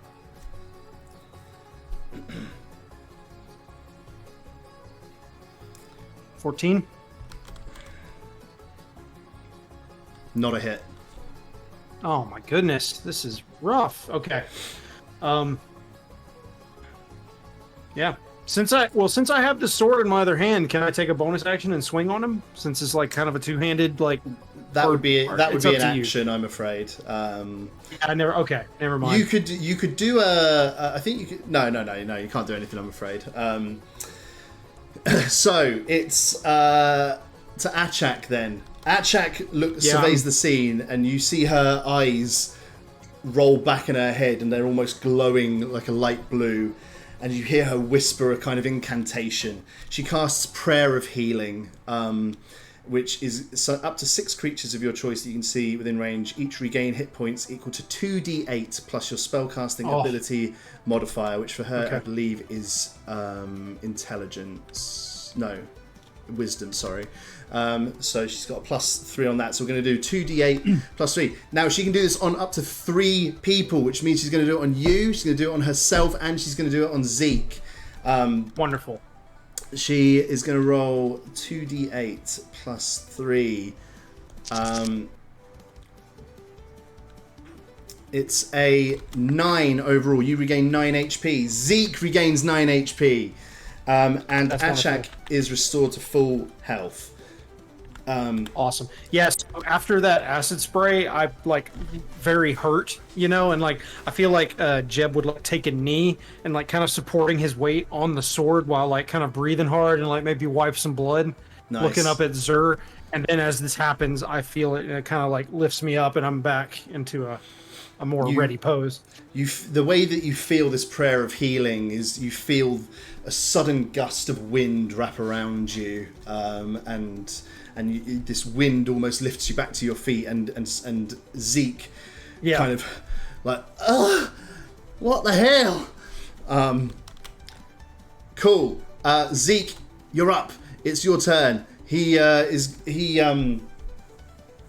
grabs a stick and is going to do an improvised weapon strike as he gets back to his feet. He is going to take a swing with an improvised weapon of a stick. I don't remember what the fucking damage of those is. I think it's just a 1d6 or something like that. It might even just be 1d4.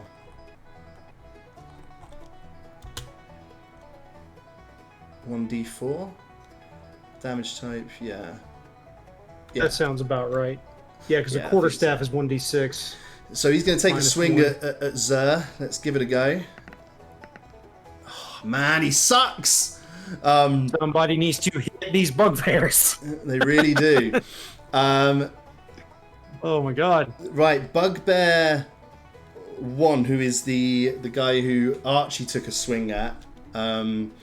He is going to turn now and fires an arrow back towards Archie. Let's see how that gets on. He hits. Holy shit, man.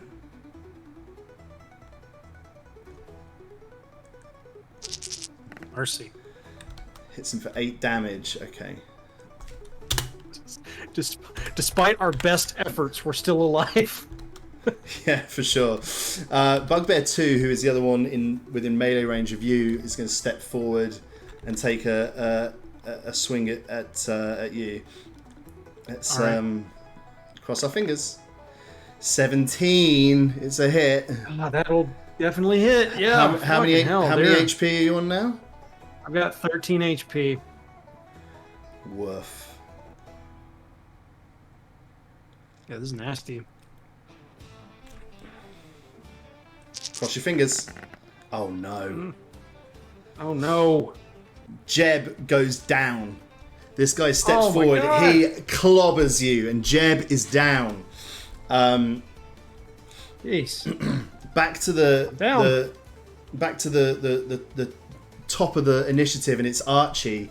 He watches and gives a cry. Like, no! Jeb! At that moment, you can see a swell of rat folk come tearing up the road, and you see from your downed position on the ground, faint, blood running over your eyes. You look and you can see, a Pappy Hudson come fucking hobbling up the road as quickly as he possibly can. And he's like, you keep your damn hands off the jab, you understand me? Best apprentice I ever had. And right behind him, you see a figure that we hadn't had the opportunity to meet. You see Mama Roo of Mama Roo's Remedies, who is a kind of herbalist. And this swell of rats suddenly comes and all of a sudden, I can't do an initiative for all of them. There's 20 rats now descend, and as they see them coming, Zer and the other two bugbear are suddenly overcome in a panic and take off up the hill as they see this horde led by Pappy Hudson and Mama Roo come chasing towards them. Mama Roo is essentially a female equivalent of Pappy Hudson. She's using like a wooden Zimmer frame, and is like this old woman. Yes. She's like, you get out of Mama Roo's way, you hear me?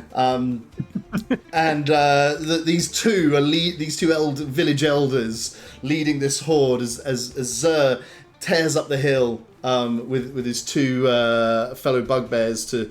Running away from this group, and the group stops as they find you, and Mama Roo immediately kneels down next to you and pulls a flask out of her belt, grabs the cork with her teeth and just plugs it into your mouth. You taste and you recognize this immediately as her trademark concoction, which is known as Heart of Clay. In the village, it increases your AC by 1, and also it's going to give you a 2d8 recovery, which I will roll for you of HP. Okay. 11. You regain 11 hit points. Glorious. You rise to your feet, lifted up by Pappy Hudson. He's like, you done a great thing here. It's all gone great. Everybody's got a weapon in their hand and a smile on their face. Thank you, Mama. Thank you, Pappy. He goes, now come on, folks. Let's give him the very best the Holler's got to give. For the Holler! For the Holler!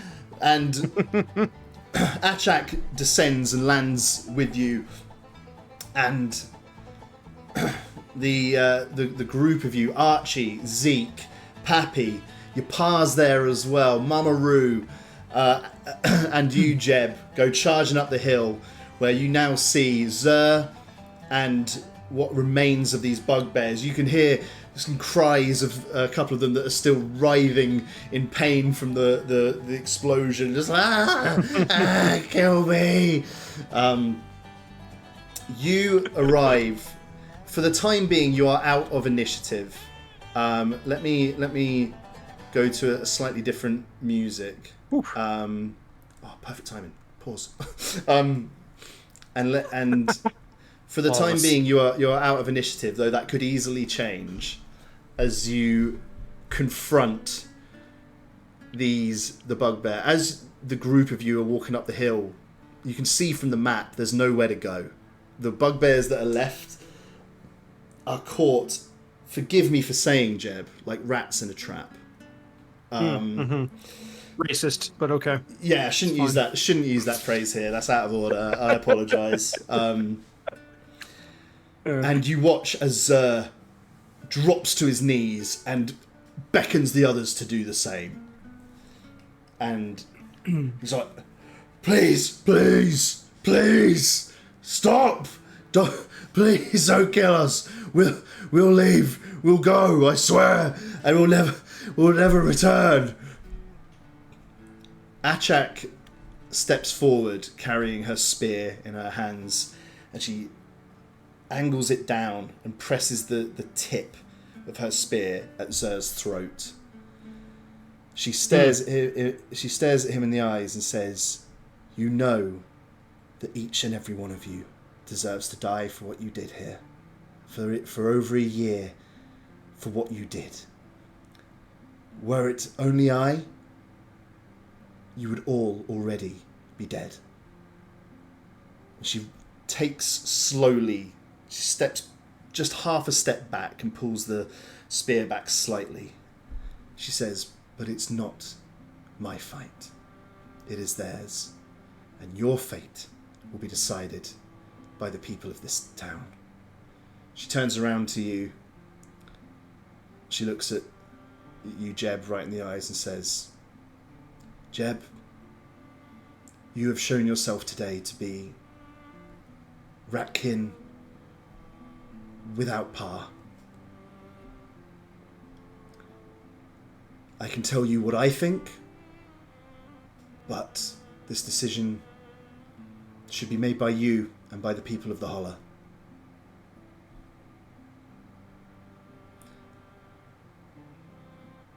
I kind of look over my shoulders at the whole, the all of us that are there kind of amassed together. You hear your... I say, Sorry, go ahead. Oh, no, you go ahead. You go ahead. Your pa steps out from the throng of people. You can see he's got a gash on his head, and his clothes are kind of ripped. And he looks and goes, "Do it, son. They took everything from us, and you were right. And I was wrong to think that we could just go on living that way. And now, they can't go on living anyway." And Beth pipes up and says, "No, Jeb. Jeb, don't do it. Look at them. They're just pathetic, useless creatures. They can't hurt us no more. We already killed most of them."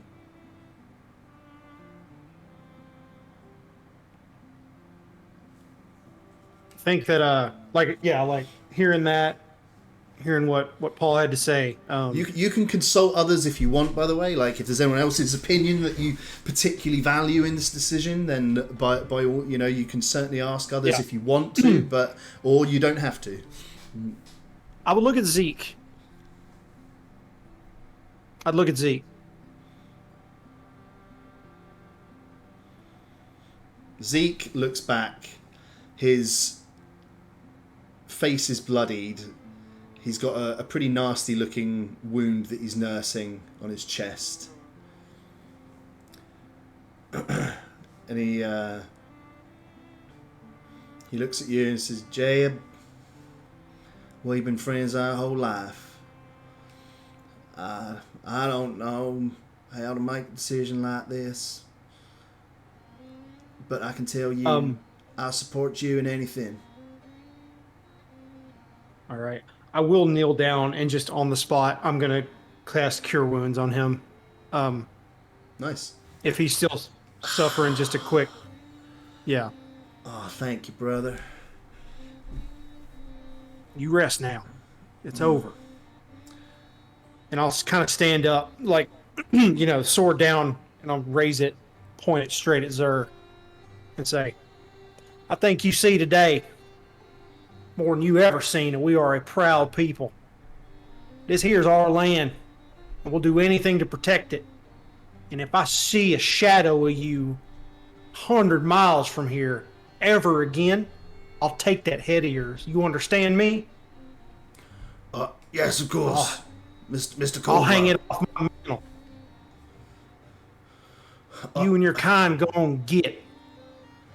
Of course, we'll go right away. Come on, lads. And all 7 of the remaining bugbear, they've got to go through this crowd to get out. Yep, they sure do. And I know that, too. So. Achak lifts her spear carefully and stares right at Zer. She grabs him by the scruff.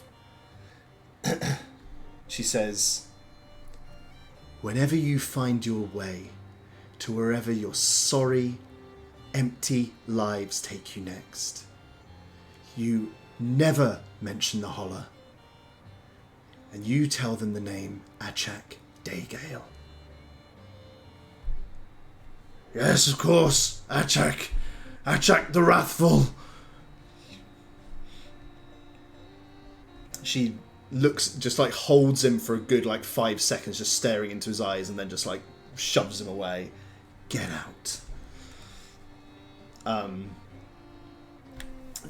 The crowd slowly parts, and you can hear the sound of swords being sharpened against each other, and there's just daggers being stared at these guys as they trudge dejectedly through the crowd.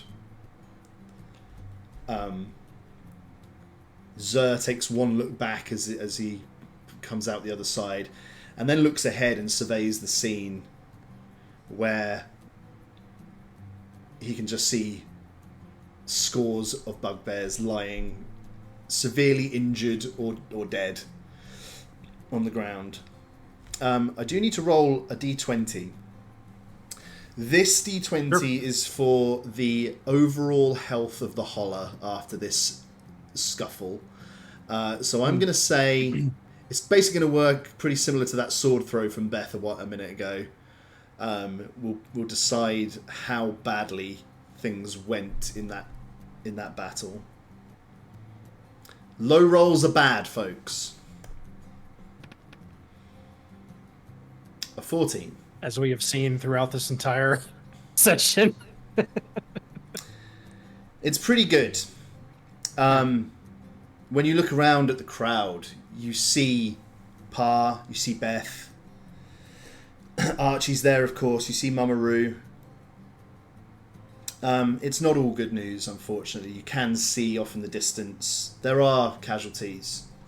There have been some deaths of your kin, but the overwhelming numbers and that incredible dent that was put in the bugbears by that Tormis bomb definitely was a big help, and it could have been a hell of a lot worse. It would have been a hell of a lot worse. There would have been a lot more casualties if not for that. The bugbears trudge off into the distance, and hopefully for their sake, never to be seen again.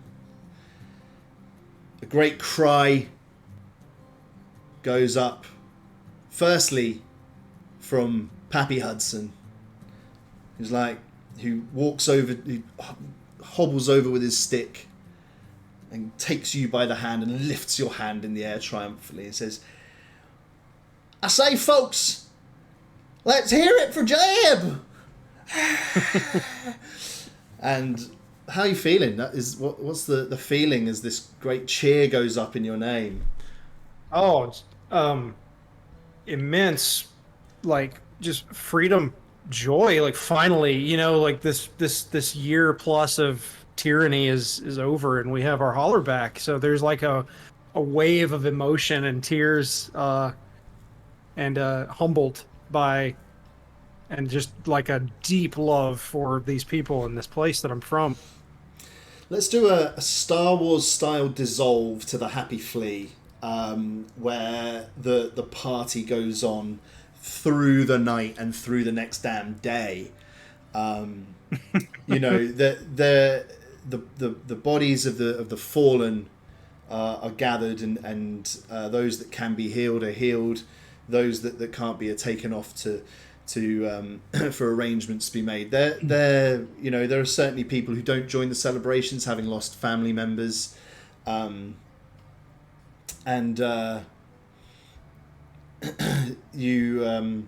there's a great party that rings out, and Hank breaks into a extremely rousing version of "Bless Their Hearts."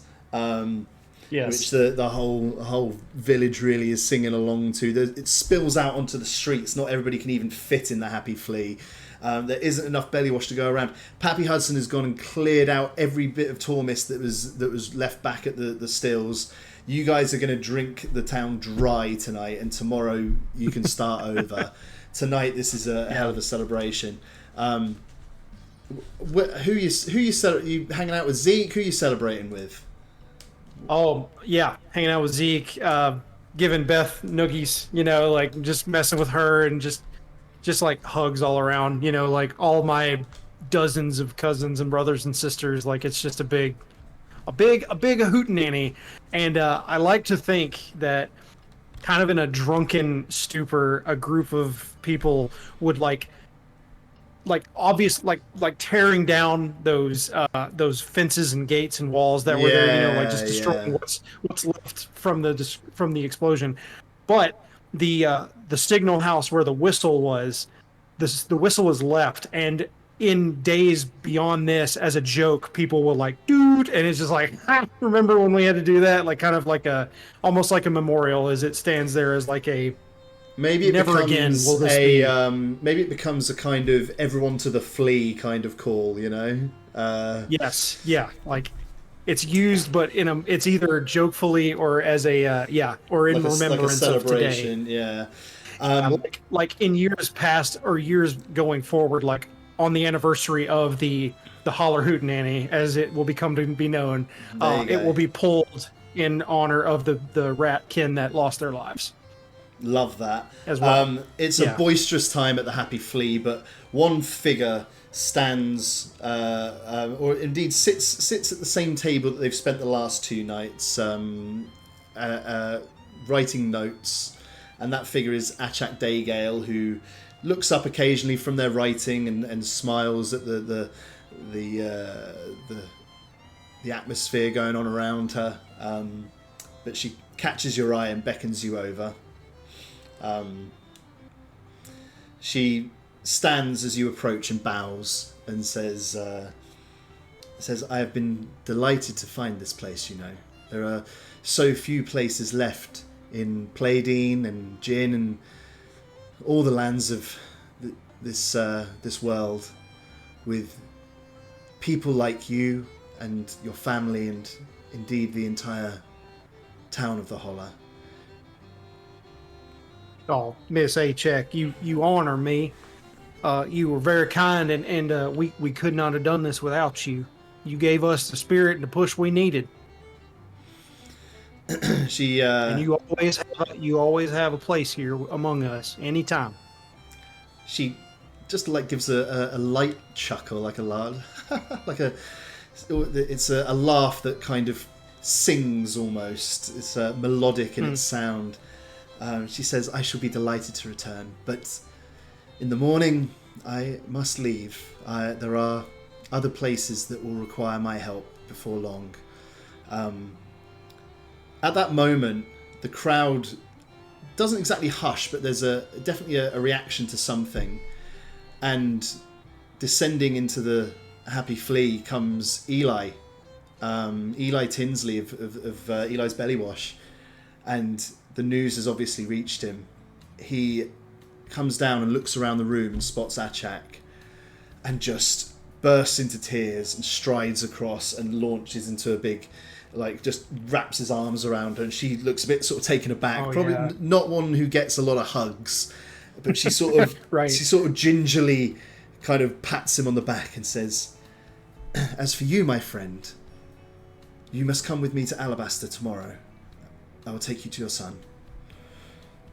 And he just looks up with tears in his eyes and just nods, and then just can't even get a word out. Just buries his head in her chest, and just sobs these tears of joy at the news of his son's survival. She turns to you and says,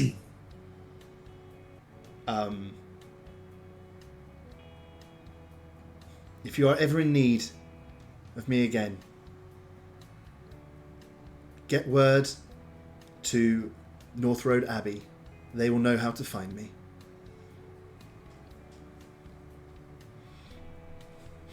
Well, hell, now that I can leave here and get around, I may just come visit you. I would be delighted to see you there. We will be happy and honoured to receive you at any time. She goes, she pats you on the shoulder and says, but don't let me keep you. You have a night of celebrating, and this is your night, Jeb.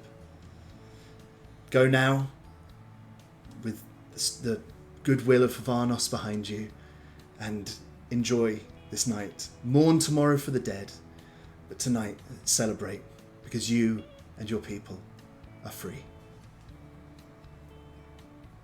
Yeah, I just clasp her hand real tightly in my own and big smile and say, I'll see you again. I hope so. Come, Mr. Tinsley. Let us prepare for our travel in the morning. Good night, Jeb. Good night, Zeke, as she passes him on the way out. Good night. Good night, everyone. Good night! Beautiful. Everybody waving goodbye as she steps out. Don't be a stranger. Come on back now, you hear? All that.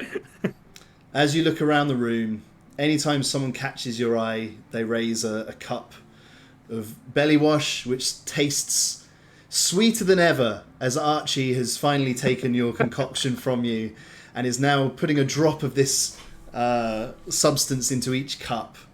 The belly wash tastes almost drinkable, and the tor mist is flowing readily as well.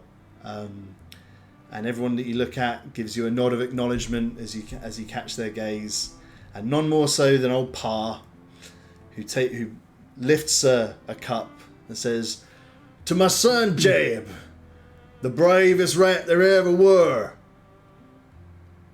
Hooray!" And just a huge cheer of thing goes up.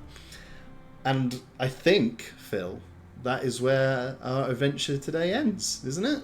I think that's beautiful. Thank you so much, man. This was fantastic. I really enjoyed this. Everybody, give it up for Phil. It is not easy being the only PC in a game like this and kind of carrying that narrative on your own in that way. I think you did a terrific job.